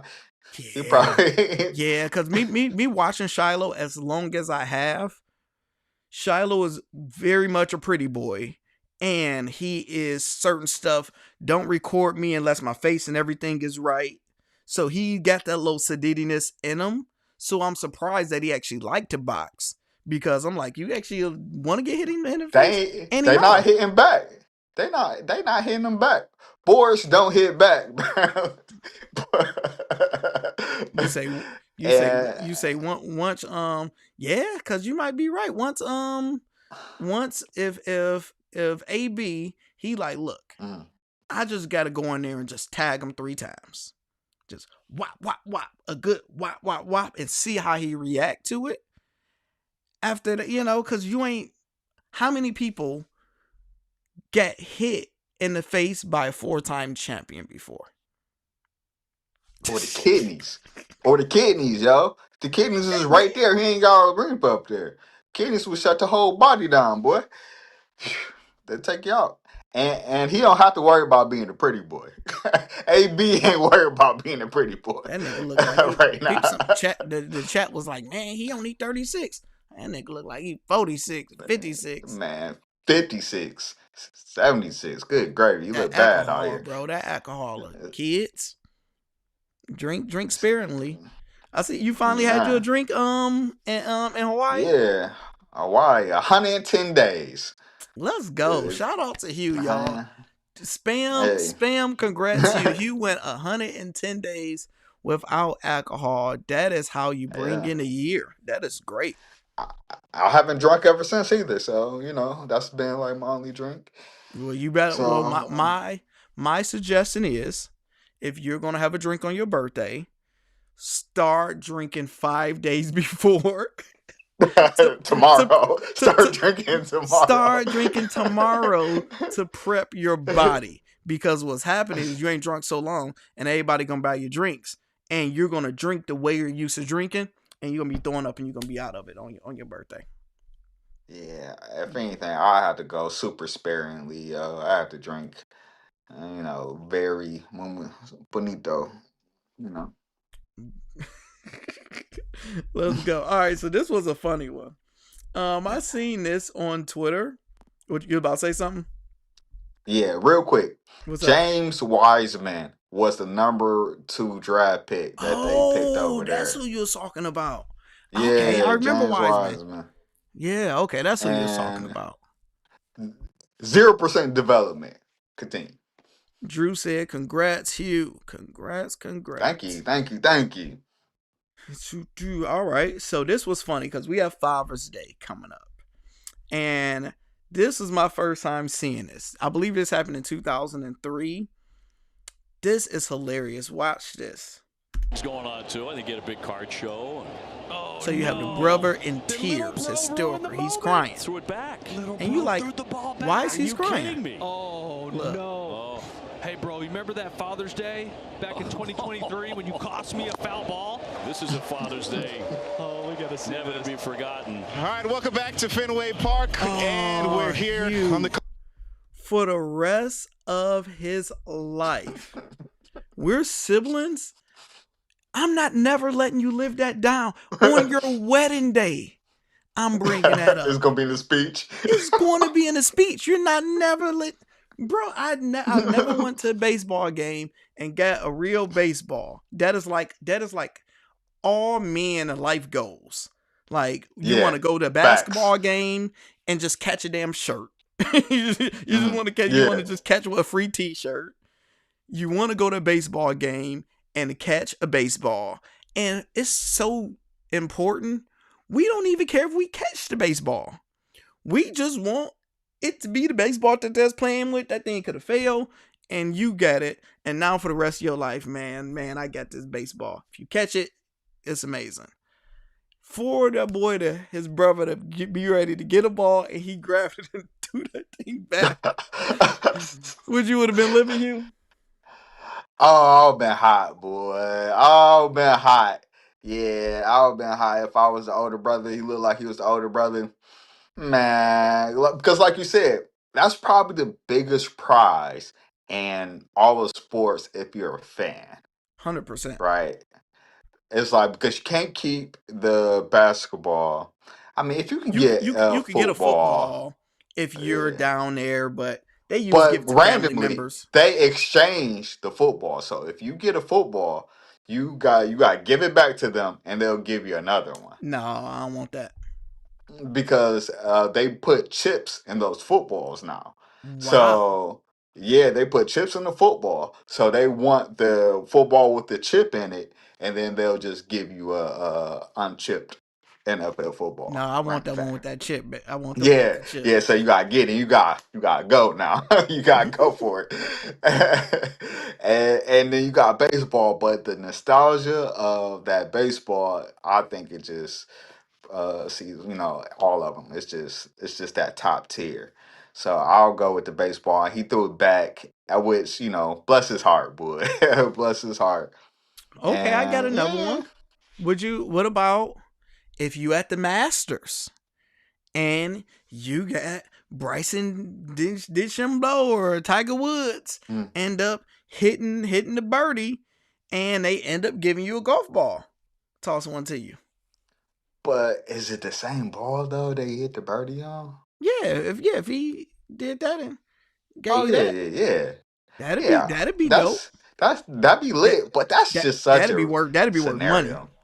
That'd be worth money. It's just so rare for you to hit the birdie, because since I never been to a majors, I don't know if they putt it then give it to the crowd. I done seen them give some to the to fans before, but I don't know how common it is. And then, it's like a good luck charm. People so superstitious. They probably, if they just got a birdie with this golf ball, you don't want to switch your shoes. You don't want to switch balls, do you? And if you're the dad, right? So now you got this kid crying. He tried to stop it too. He tried. It happened so quick. He tried. Let's watch it again, bro. Because every time you watch it, I think you're gonna notice something different. Oh man, let me see if I pull it back up. Because when you look at it so many times, first you notice the dad reaction, then you notice the brother reaction, then you notice the young kid reaction. So it's literally so many different phases of reactions. Let's see if I can pull it up. No, I can't find it, but yeah, it's definitely a funny one. Now, I got this one for you, Hugh. This is my favorite video by Lethal Shooter so far. He does a lot of them now. I understand it now. He just did one with the GOAT LeVar Ball. He said LeVar Ball understand it now. 2 hours of training, making no excuses. You know the world, love, hate. We love LeVar Ball, bro. What he did was getting 2 kids in the league, 3 just about in the league. 1 became rapper successful. All 3 of them successful. And he ended up losing his leg. So he'll still do promos, but for him to be hooping with the prosthetic leg, everybody in the chat is like, whoever made his leg, they need to go platinum, because look at this. Let's go. Focus. 1 foot on him. BBB. Yeah, let's see. You miss another, we running. Miss another. I don't miss. Miss another. I don't miss. Miss another. I don't miss. We gonna run. I don't miss. Miss another. I don't miss. There we go. I don't miss. There we go. Miss another. I don't miss. I don't miss. Give me more. I don't miss. You are him. Next fight. I'm a killer. You a shooter. I'm a killer. I'm a killer. You ain't no killer. The line me a line. Yeah. You a shooter. Yeah, line. Give me that. Hey, you want to triple B, baby? Shoot the ball. Yeah. Shoot the ball. Cash money in your face. Come on. Cash money in your face. I'm done. The workout ain't over. See these bars? That's all them years. Look. You tired. You tired. Hey, I don't get tired. Don't triple talk B's don't get tired. Pick it down. You talking about some triple B's. That's all. B's don't get tired. I don't get tired. You tell him he tired. I don't do this for fun. LaMelo, your dad's a bum. Yeah, I said it. All them years he was talking. The whole world want to see it. What's so funny? What's so funny? It's too easy. You a bum, man. Yeah, I said it's too easy. All right. You got it, OG. That was it. It was too easy. That's what I do. I'm still good. God damn it. Bro, he's must-see TV. And why was that prosthetic leg moving like a real leg, bro? Man, it was holding up, nah. Everybody I see with a prosthetic leg kind of don't. He did a drop step, like he did a pivot with the prosthetic leg, bro. And that thing held up. I thought it was gonna snap. That was amazing, bro. That had me smiling throughout the whole video. And he money though. He money out here. People in the comments, I hate the comments. People in the comments like, man, that's easy. He just did off backboard. What? It's harder to shoot off. Man, anybody can do that off backboard. These kids nowadays. 2 points is 2 points. 2 points is 2 points. Let's start with that. You know, at the angle, it's not easy. Yeah. Like 2 points is 2 points. No matter if it's a layup off the backboard or a swish. It's 2 points. Last time I checked. I'm hyped for him, bro. Yeah. I actually bought a big baller shirt before. I actually supported them. Beat Triple B's. I'm sure they're gonna do a documentary on that. It's gonna come sooner than later. Triple B's. He had them boys on back order, boy. It was hot for like 4 months, and then it just went away. Cold. But yeah, you gotta commend him for trying, and you gotta commend him for trying. But to go to his leg, he had to. They said why he lose that thing? Did diabetes? You already know if you're black and if you're black and obese and you lose a leg. Only time I ever seen a leg is diabetes. And watching the show, he loved his pancakes. He eat pancakes every day, so he ain't probably take care of himself. Drinking all the good liquor. Mm-hmm. So yeah, man, caught up to him. Probably ain't been in the hospital, and since his wife had that stroke, he's been taking care of her for years. Man. So now you got the wife that is recovering from the stroke, and now you had to get a leg cut off. Crazy. So yeah, man, you never know what people are going through, bro. But I'm just happy that he's still in amazing spirits, and he ain't let nothing stop. He's still selling his triple B's, still doing his Okay. stuff. And what's so dope is like, so when he first started, right? I said I love the concept of not going to beat Adidas. If your kid's gonna be good, do your own thing, right? And I believe you was like, man, you got to get that big money while you can, then help out dad and just give him some bread. So they end up going that route. So it was like they're younger and they 100% under ball. What was it? Triple B's. What is it? Big Baller brand. Big bar, yeah. So they all under it as kids. And once they got their own money, and you got Melo, he went to Puma. The other one probably went somewhere else. And they had to break away from their dad because my man was Allen. He was stealing from them and stole their money. So it ended up getting bad and they separated themselves. And as they became fathers, became young men, you seen them all start circle back around. Now, Jello, the one that's not in the NBA, he's the only one that stayed with his dad and stayed rocking with him the whole time. He like, hey, I'm rocking however you want me to rock. Let's roll. And now you seeing, as time go, all of them is back around supporting dad business because you got to think, all three brothers consistently get injured. So, when you're injured, what you doing? You back at the crib. So you back at the crib with your parents. So it's like, yeah, you left off to do your own thing, but they back right at the crib with him. And then you had a time when all three of them was injured around the same time. And he's like, hey, y'all ain't working, but I'm working on this business. Y'all gonna help out?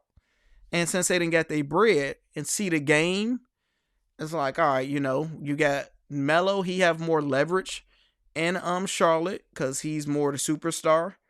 It was kind of dwindling down, but the other brother, he's on his way out of the league. He was with the Cavs for a hot second. And he was with Chicago. Yeah, Chicago Cavs, and I don't know. So he probably got 1 foot out. Yeah, he probably 1 foot out. I mean, I wasn't against the Big Baller brand when it first came out. It's just the foundation, unfortunately, wasn't there. It wasn't set right. It was faulty foundation. That's ultimately what put him under because the oldest brother, he is switching them shoes out every quarter. Yeah, every quarter because they wasn't holding up, glue wasn't right. So if you're gonna do a hard launch, then you gotta have the foundation. You gotta have the quality, especially for the price that he was charging. He was charging Gucci prices, like Louis Vuitton Don. What, 200 for a belt? Whatever, 100. How much you pay for that shirt? 50. Yeah, okay, so 50 for a shirt, not too bad, but he was charging a lot. It's just, I believe if he would waited to bring them on, and then, then you would have a little bit more leverage that way. Let him get up there, come on, or use cross branding, almost like how the Marathon does with Puma and stuff like that. He could still be over with Adidas, but the BBB would be the cross brand between it. So it could have been done different ways. Yeah, but, you could. He could have just told his kids, like, look, before y'all sign the deal, tell them you don't want 100. You still got to be locked in with your dead business, so you can do what you just said. It's just BB, just cross brand. They do it. Their brands do it all the time. So Hugh, I'm about to show you the funniest armed robbery I ever seen in my life. Just happened, and it was posted today. This is on IG, and it say, West Virginia woman faces serious several charges after attempted armed robbery. Let's check it out. This is a robbery. Okay. Put it down. Okay.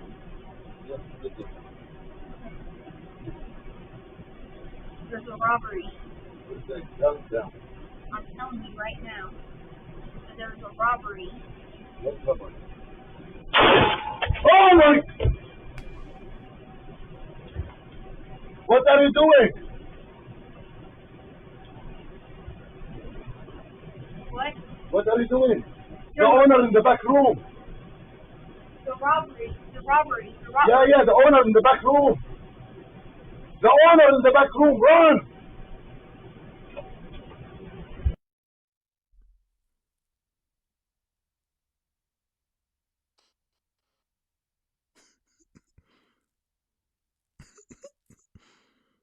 Bruh. So this is 42-year-old Rebecca Peterson walks into a Shell gas station in Alum Creek Friday morning attempting an armed robbery, but things escalated quickly when she fired multiple shots before fleeing the scene. Trooper tracked her down shortly after and took her into custody. Now she is facing a whole lot of things, and the comments are going crazy. The most politest robbery I ever witnessed. Shit so bad out here. Even soccer moms making niggas get down and lay down. Bruh. Did she mean to let that thing off? Or was that purpose or accident? Trump got gas prices so high. She should have on pump 9, bro. Unlock it on pump 9, homie. Pump 9. Don't stop it until Hugh. First, there's so many layers to it. First, this is a robbery. Then he tell her to put the gun down. She put the gun down. She's like, what I'm doing? Then it flipped back in her mind. She was like, oh, this is a robbery. Then she picked it back up.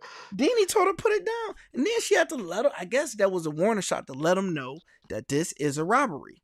And then when she shot it, he realized, oh shit, this is actually a robbery.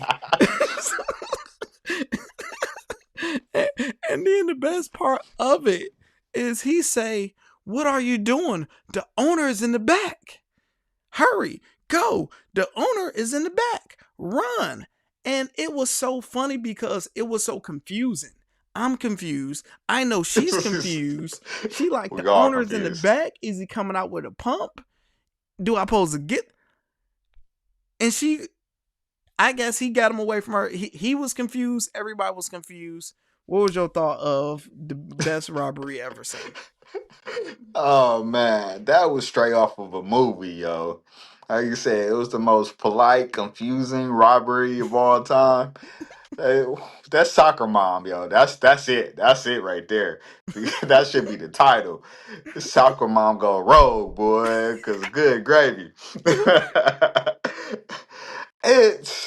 It's wild because I mean, one, that's a serious. She got into deep water right there, boy. And no matter we laugh at you let it off, boy. And she even stopped to look at the gun, the GUN, Yeah. to see if probably the safety was on or not. Like, she almost pointed at herself. She almost did. And probably the biggest indictment of the whole situation, knowing that she wasn't supposed to do this thing. Yo, she bare face. She dropped the hood. Like she showed everybody her face. like she showed everybody her face. I don't understand. The thing is, people walk around with masks all the time at this point. It is a common thing to see a random person walk around with a mask, and she decided to do this robbery without a mask, and then dropped her whole hood. Hey, yo, like you're not good at this. The judge got to give her some leniency, bro. The judge got no. We know she don't supposed to be doing this, bro. We know she don't. We don't even know where she got that weapon from. That is not her weapon. Times got tough, man. It was either her do that or OnlyFans, and she wasn't doing OnlyFans. Man, hey man, they don't get the leniency to the YNs under the age, boy. It sucks. You say good luck, man. So good luck. This is a funny one. I want to get your perspective as me being a married man and you being single for the last 50 billion years because nobody love you. Whoa. I want to. I feel attacked. Oh, I'm the expert. And you're not the expert. So we're using. Excuse me. How many times you seen? How many times you seen Greg Popovich hoop? Never. Well, actually, I have seen him. I seen him shoot shoot around a little bit. Yeah, but have you seen him in NBA game? I'm too young to go back that time. No, you haven't. I'm just saying. And he's one of the greatest coaches of all time. Go on, Hugh. So, people is mad, or they are speculating that there's trouble in paradise with Rihanna and A$AP Rocky. Yesterday, they went to the, what do you call that thing everybody been dressing up at? The Meta Gala or something like that? Gala. I believe, whatever it is. They went to the thing where everybody dressed up like Halloween costumes. It's amazing to see the pictures, and we all love it, right? But after, they look completely over it. Let's watch. Oh, she's tired. Riri. Oh, she's not happy. Oh, she's not happy. I'm looking at his. They are not happy. Don't come up, guys. What? Don't go up.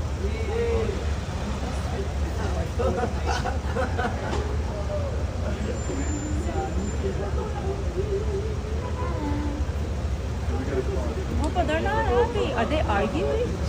Low key looks like it. They were partying when they left.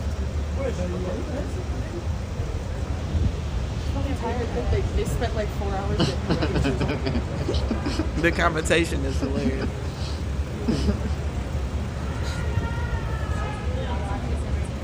Back it up.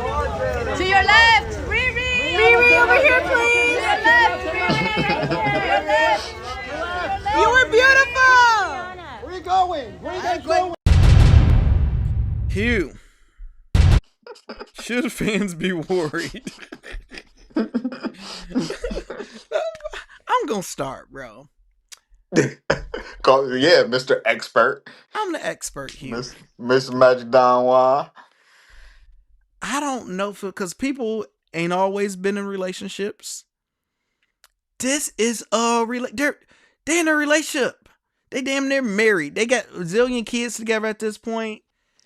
They've been at this gala for hours. Did you see her outfit? It was doing the most. It probably took a million hours to do it.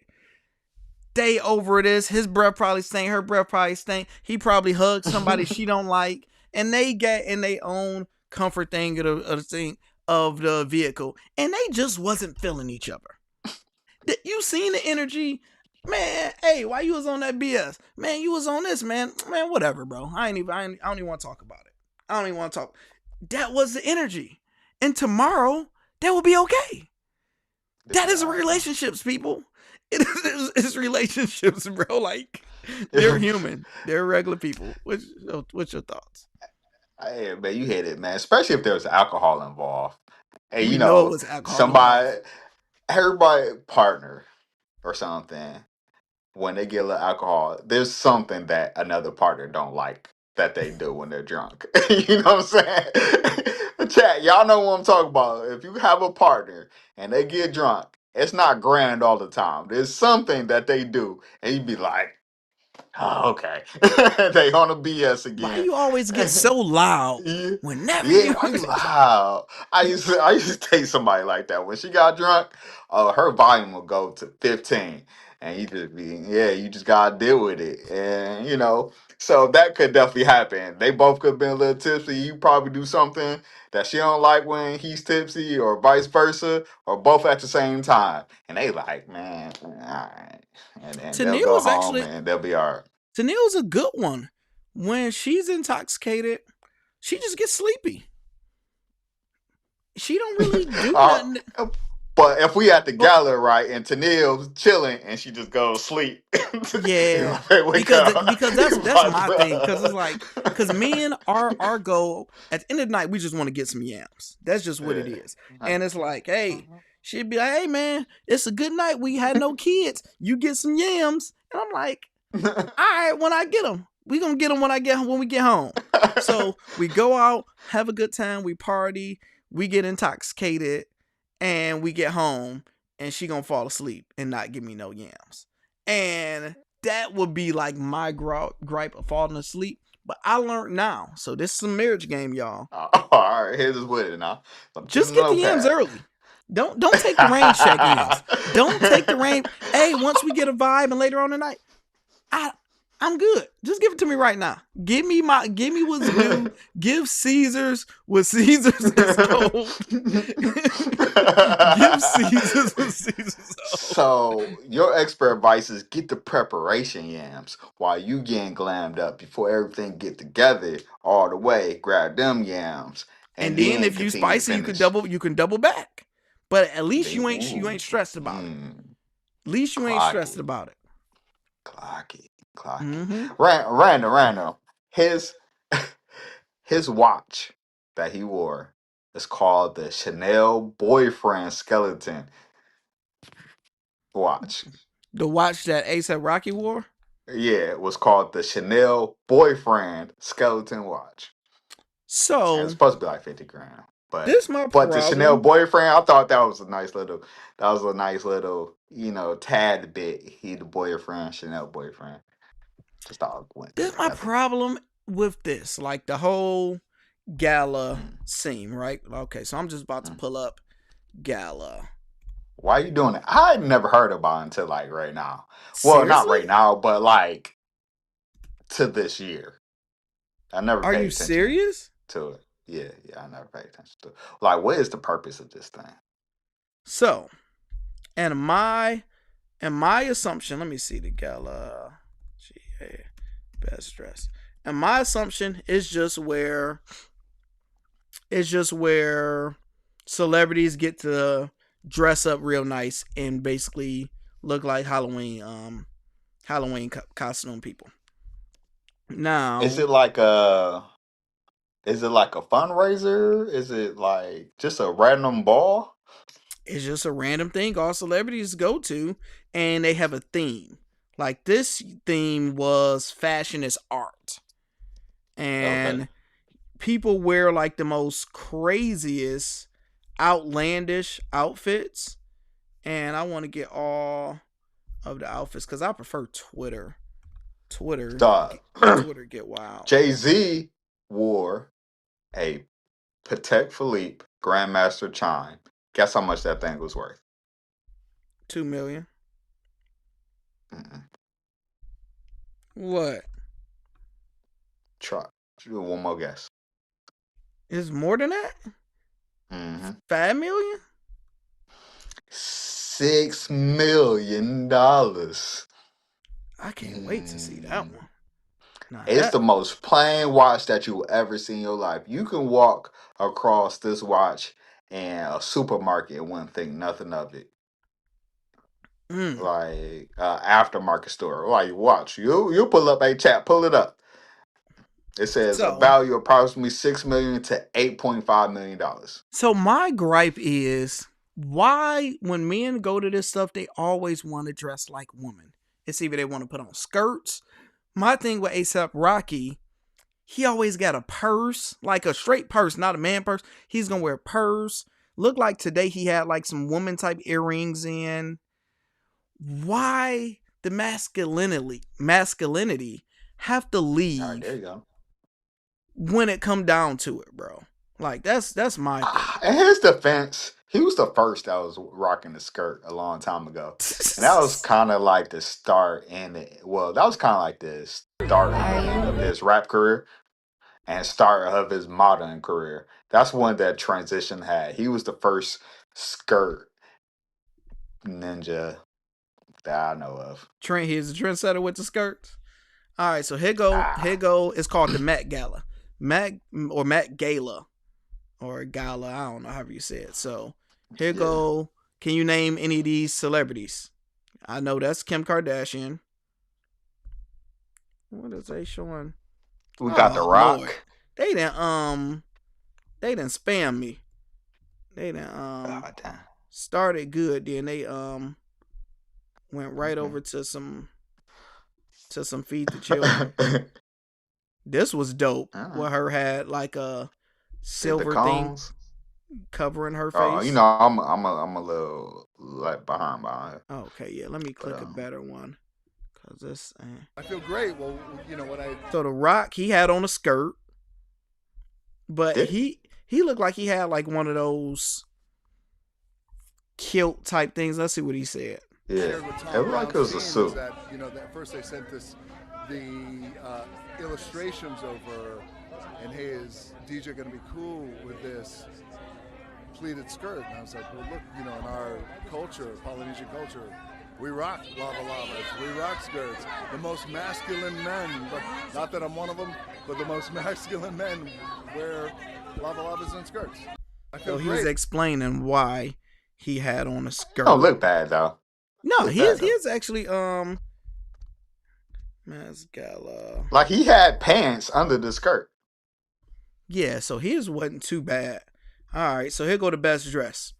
We got Beyonce. Beyonce's looked amazing, and people was in the comments. She just elegant, blazing her, saying, "Oh, she's aging," and I love it. I'm like, man, Hugh, when we get older, we age. Instead of getting all of those Michael Jackson-ish surgeries or the little Kim, I prefer her to look like her mother, get older, and just be a human instead of trying to change how you look. Are you big on the surgeries? Like if you was rich? No, man. No. What about if your girl? What about if your girl wanted to get her boobs done? I wouldn't be against it. All right, so hear me out. If after my lady, my wife, or whatever, we bust out these kids, right? We knock them out. If she wanted to get back right joints, I ain't against it. I would say first, let's try hard work and dedication, but sometimes even hard work, dedication won't snap some things back right? If she want to get right. This dress was fire.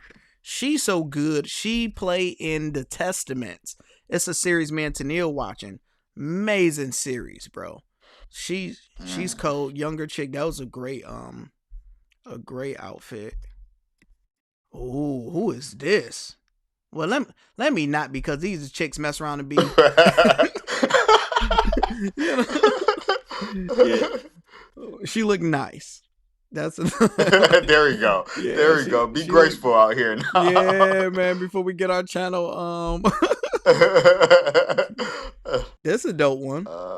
Doing the most, but it's supposed to be doing the most, right? Yeah. So that's the thing, is like, somebody can't say your outfit is too ugly or doing the most. You supposed to do the most.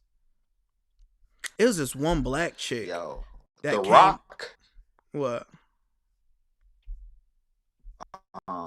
The Rock wore a Jacob and Co.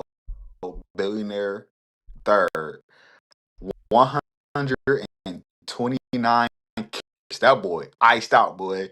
You gotta pull it up. Let's see. It was The Rock. Watch. 3.3 million? Ooh.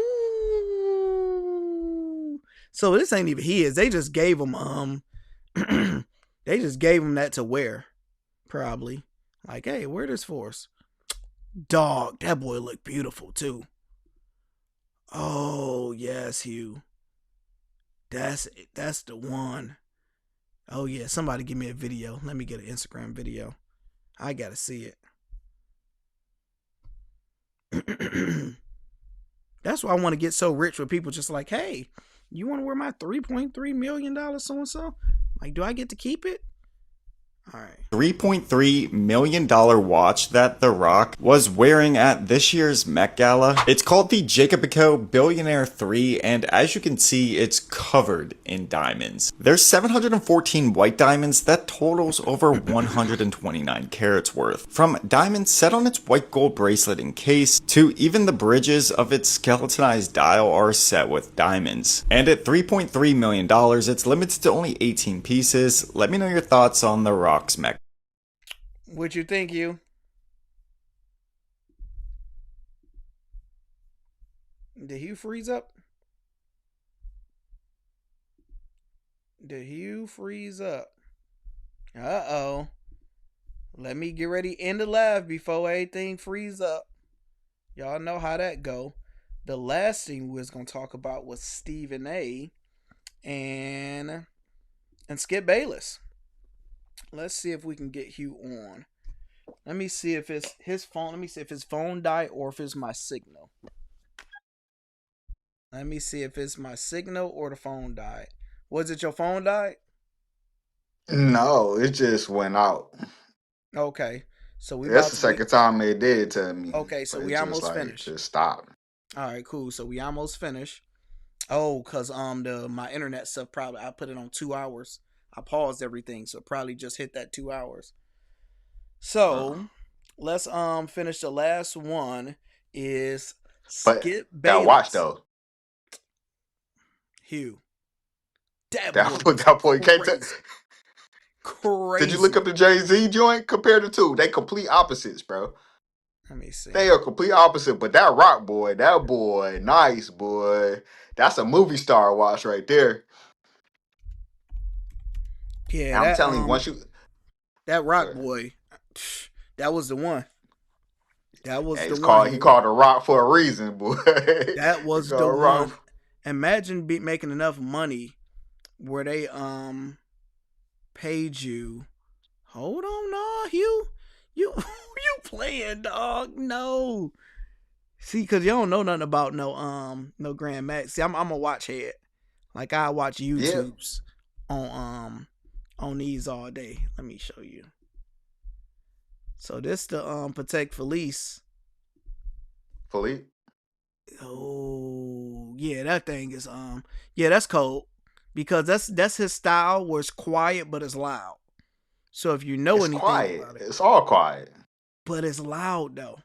It's quiet. It's a $6 million watch. It's loud. I know. It don't. I mean, it could still be $6 million and still be silent as hell. Like, if you would change the name on it, right, to Phillips or something, like you would just be like, okay,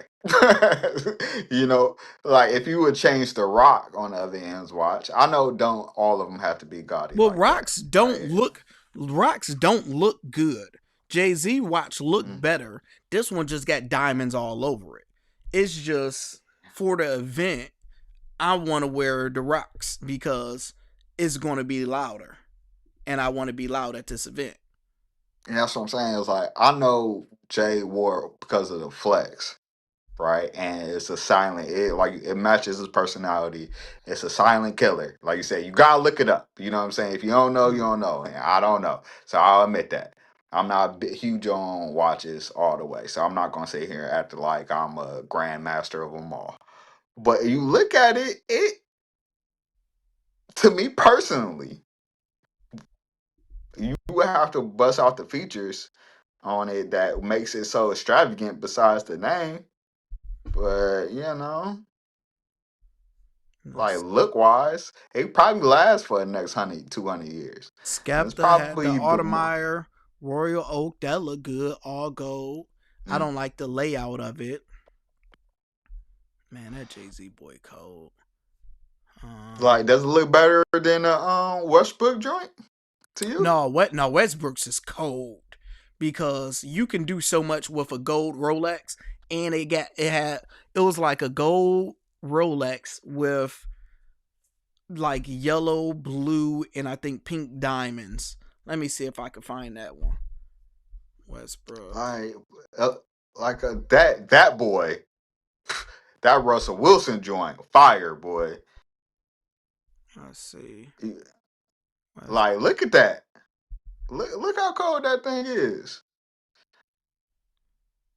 Yeah, this is beautiful. This Russell Westbrook one, it's perfect because it's quiet and it's loud, but it's doing enough if you wear the right outfit. It's giving. Yeah. It's giving, Lando. But that $6 million boy ain't giving. I'm probably gonna get butchered for this for all the super billionaires out there. All our billionaire followers who never super chat. Yeah, that never super chat. Hey, send your boy about $6 million in super chat, and I can compare up close and personal. But I'm just saying, I get silence is better and all that rich people stuff, right? But it just ain't giving them to you, boy. Yeah, it was given to me. That thing was thinging, bro. $6 million? You think that thing look like $6 million? No, but if like such as no, not at all. But if we watch a YouTube video on this, the details of inside, it probably do all type of Harlem shaking. Yeah, and I got that part. Spare me on that. Is it giving $6 million? Does it look like it? No.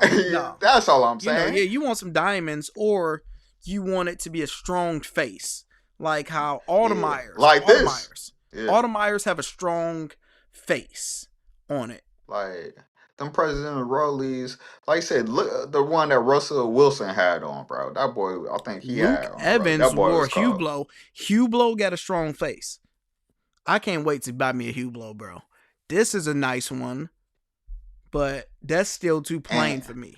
If Jay-Z wasn't the one that wore it, people wouldn't bat an eye.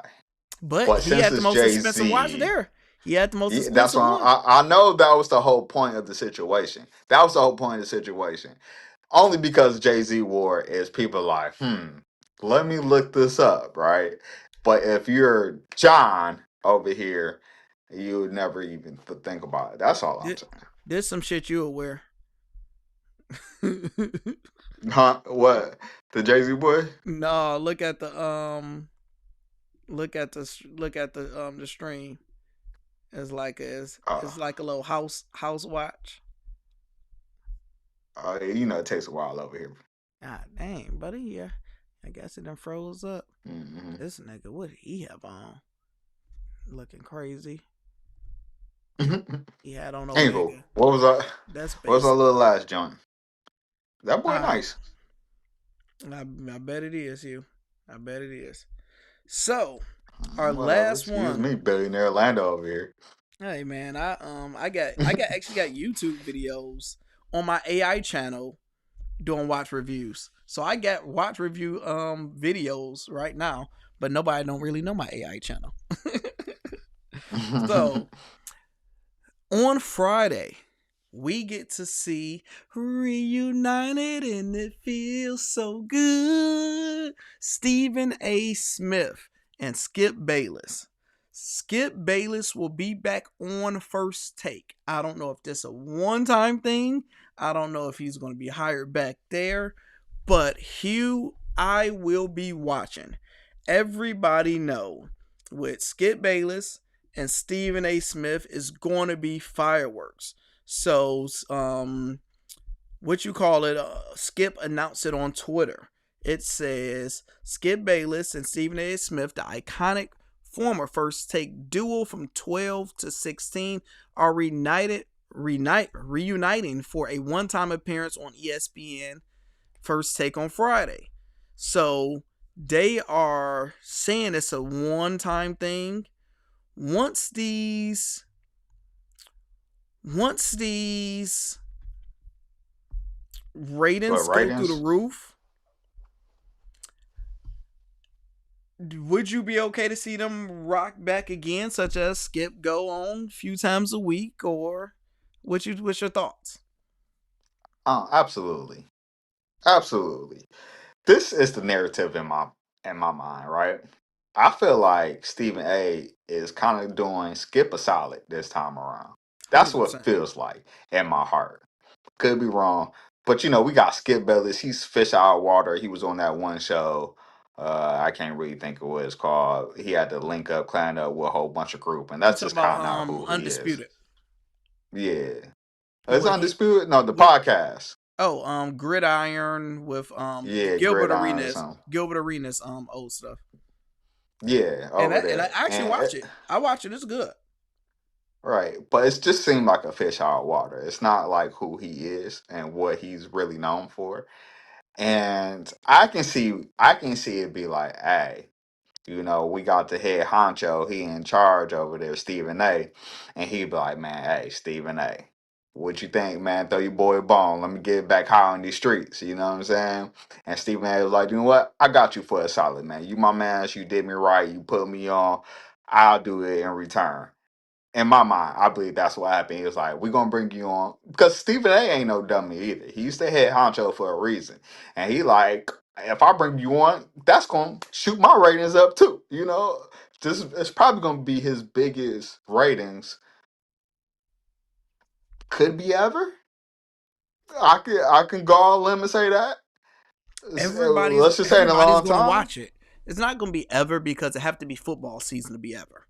Football season and during Tim Tebow time when it was Tim Tebow era, and so it's not going or like so outside football season, or biggest rating for outside guests.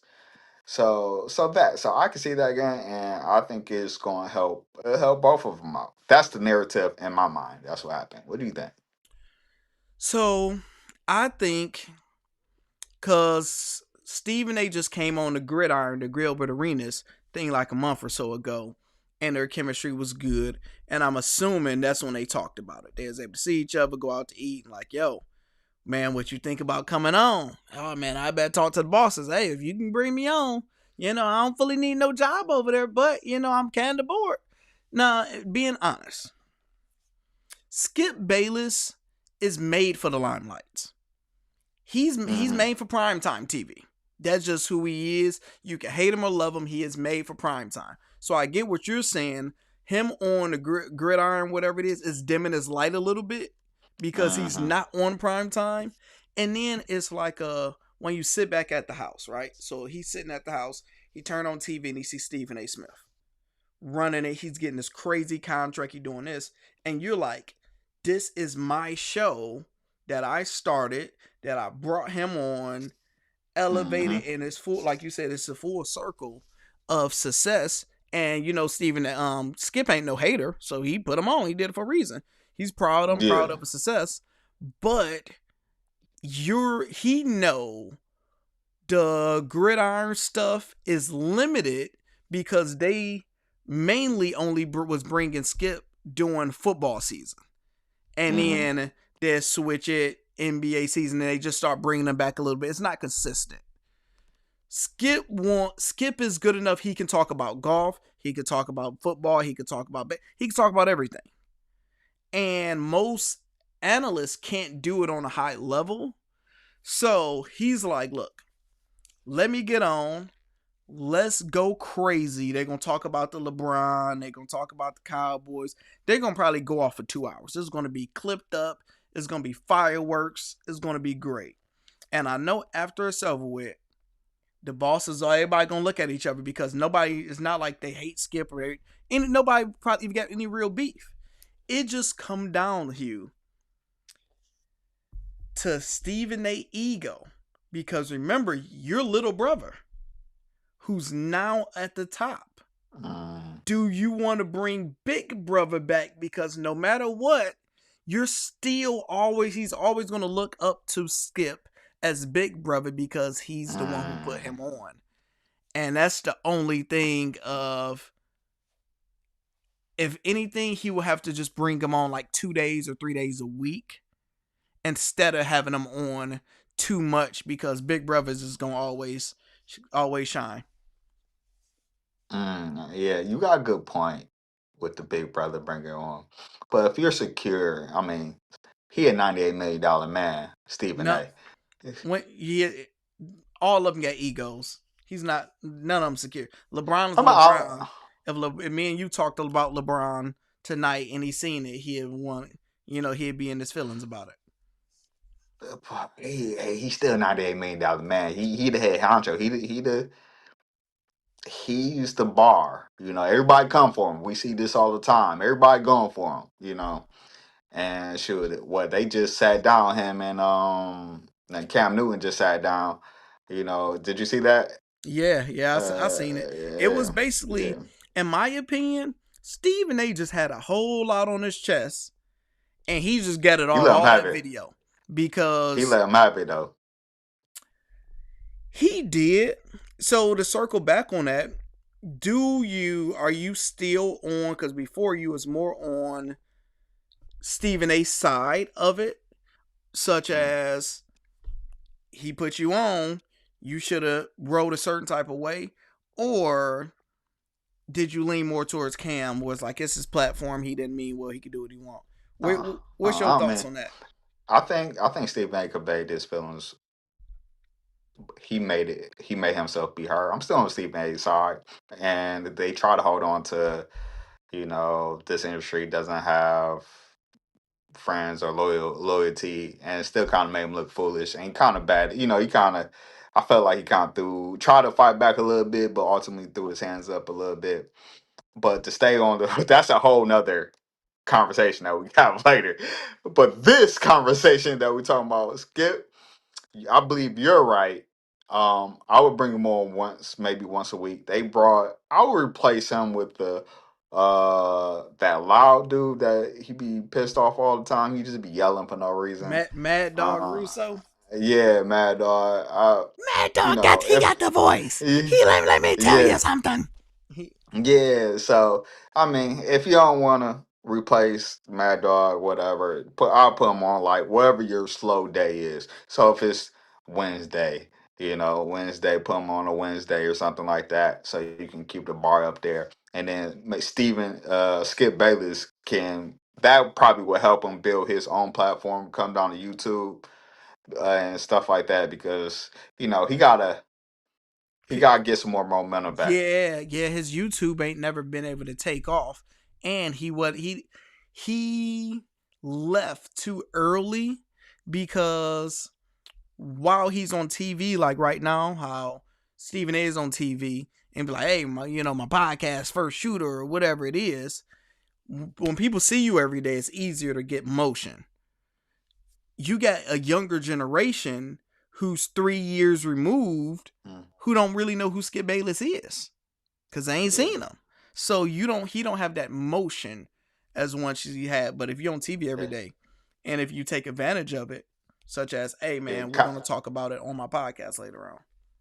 Yeah, Colin Cowherd, he's doing it. He's doing the YouTube and TV and stuff like that. He's doing really good stuff. And after Richard Sherman turned on him, dog bit him, boy. And it was kind of hard to recover from that. Talking about Skip? Yeah. Remember Richard Sherman got on TV and just started dogging him out again? like he did it multiple times. The first time, Skip let it go, and then... So the last one we can also talk about, since we're talking about Stephen A. them, Cameron Killer Cam was on First Take. He talked about it a few months ago, and he was like, look, I never told this story before. I supposed to been on First Take, but when he went on CNN and did the full-blown niggatry of all niggatry, where he was disrespectful to the black woman, eating his brand, whatever, that pink powder stuff, whatever it is, being ignorant, and Stephen A. Smith like, I can't have you on my show because if I don't know you like that, and I seen you go on CNN and behave that way, oh no, you ain't about to mess up my money. And Cameron came out, was like, yo, I would have never did that on your platform. I would have been respectful. I know how to act. I just wasn't rocking with them because they was trying to tie me in with the Diddy stuff. They only brought me in to bash Diddy, and I wasn't doing it. And it looked like fast forward. He told us all this story. Yeah, so fast forward today, they put him on. I want to show you a quick little clip of it and get your reaction to how well you think he did. And what I'm going to do is not actively show the picture, but I'm going to let you guys hear it so we won't get striked. Look, everybody on the Knicks bench scored. You had 9 players on the Knicks bench scored. You got a great bench. Deuce McBride. Shamit is even good. Clarkson, former 6 man of the year. Mitchell. The Knicks look scary the last 2 games. And with all that being said, I still don't trust the Knicks. What? I don't trust the Knicks. What do you mean you don't trust? I'll deal with you in a minute. Let me talk to Big Perk. Big Perk, I've seen this movie before. I'm not falling for the banana and the tailpipe. Pause. We'll start there. I don't know if you're even old enough to understand some of the things I'm about to say. I don't know if you're familiar with Louis Orr. I don't even know if you're familiar with Bernard King. These are players that's supposed to do it for the Knicks. I don't know if you, I'm pretty sure you know Charles Oakley and them guys, Anthony Mason, John Starks, Patrick Ewing. They was actually up 3-2, 1994 finals, where everybody in New York was celebrating. We're about to win the championship. Michael Jordan went to play baseball. Woo! No championship. If you're the $100 million man, Allen Houston was president at that time. No, it doesn't get done. Carmelo Anthony, no, he didn't have a lot of help. Doesn't get it done. Stephon Marbury, let's get a New York guard. No, doesn't get it done. Another New York guard, Mark Jackson, let's get it done. Rod Strickland, it doesn't work out. I'm not going for this. I understand it. Anthony Hardaway. Julius Randle, I talked to you in a minute. I got something to talk to you about in a minute. I got you. I got something to talk to you about. How about we get a Hall of Fame coach? His name is Pat Riley. Would it work out with Pat Riley? Nah. Matter of fact, let's get Phil Jackson. Let's get him to be the GM. You know, even though he's in Wyoming doing whatever he was doing in Wyoming, wasn't really there most of the time. Let's get him. It doesn't work out. I'm not falling for this. I'm not going for it. And then, you know what happens last year, Perk? Last year, the Knicks get to the Eastern Conference Finals. You know what they start doing? Naming streets after players. Carl Anthony Town Square, Jalen Brunson Avenue, Mitchell Robinson Bridge. What are we doing? It's the Eastern Conference Finals. So that's a clip of him cooking. Hugh, his first time on First Take, on a scale 1 to 10, or you can do a grade, what did you give Cam? A. I'll give him A, yo. Cam was made for this show. Like, his charisma. He's prime time, you can bro. tell He's prime he time. prime time. And he dressed like prime time also. Like, he came suited and it was loud. You know, it was something you have to see me, fam. You going to see me. And Cam is one of the greatest dressers of our generation. And he conveyed that to, you know, the screen. And he was still him without being all the way him. I'm going to take Lando's gesture. He was still him without being him. You know, it was like he made it. He made the diet version of Cameron. I think he nailed it, man. What do you think? 10 out of 10, bro. I'm so proud of him. Where, first thing first, he came in studio. He didn't want to do no video, whatever it is. He came in studio, and once you seen how he was dressed, soon as you seen the clip, you like, oh, he took it serious. He's like, I'm getting the cleanest fit. The fit was, like you said, it was loud. You had to see me. You're going to get compliments. Had the glasses cool. And he's prime time. Some people are stars, and you see it. And soon as you heard him talk, he knew what he was going to talk about. He didn't rush through it. He sounded calm, knowledgeable. A few low stumbles, but you ain't used to doing it every day. For your first time doing it up there is a pure natural. And most people just don't understand how hard it is to go in the studio. You got these cameras. To do this, you got to go back and forth, and you have to debate. Man, he completely knocked it out the park. Now, what you were saying, the other part is us fans or people who watch It Is What It Is or whatever it's called now, you're looking at it to see what version of Cam you're going to get, because we seen him on CNN with the other side of him doing the most. And then we know Stephen A. like, yo, this Disney. We wanted to see the version, and it was a perfect version of him, because he was like, all right, I'm going into grandma's house. You know how we cuss outside? You get in grandma's house, you actually know how to behave and talk like an adult. Good example. Talk like and that's what. Unless you're Jamal. He went into grandma's house. He's the only person that cussed in grandma's house in history. He went into grandma's house with First Take. He watered it down, but he still gave us a pause. What everybody wanted, a pause. He still was petty. I'm going to get to you. I'm going to get to you later. And it shows a shift of energy of these sports analysis is different, man. That's what people want. That is like, you gotta think, if he was on First Take, giving his analysis, it sound good, bro. I like that. Bro, to go with this, man, this just popped in my head. Stephen A is the media version of Drake, of Drizzy. He gets it. Because what makes Drake continuously to be relevant? He gets all the artists that's about to come up and he, hops on a song or he gets them on his album. He stay relevant through the new artists and he always reinvent himself. And that's how he was able to stay consistently on top. Stephen A is doing the same thing. He's seeing the YouTube. He's seeing the popping people, all the smokes. He's seeing the is what it is. He's seeing these platforms that ain't Disney, and he's bringing them on and bringing their audience with them and keeping their outside point of view and aligning it with him. And if he keeps on doing that, he's going to continue to be on top instead of just keeping them down.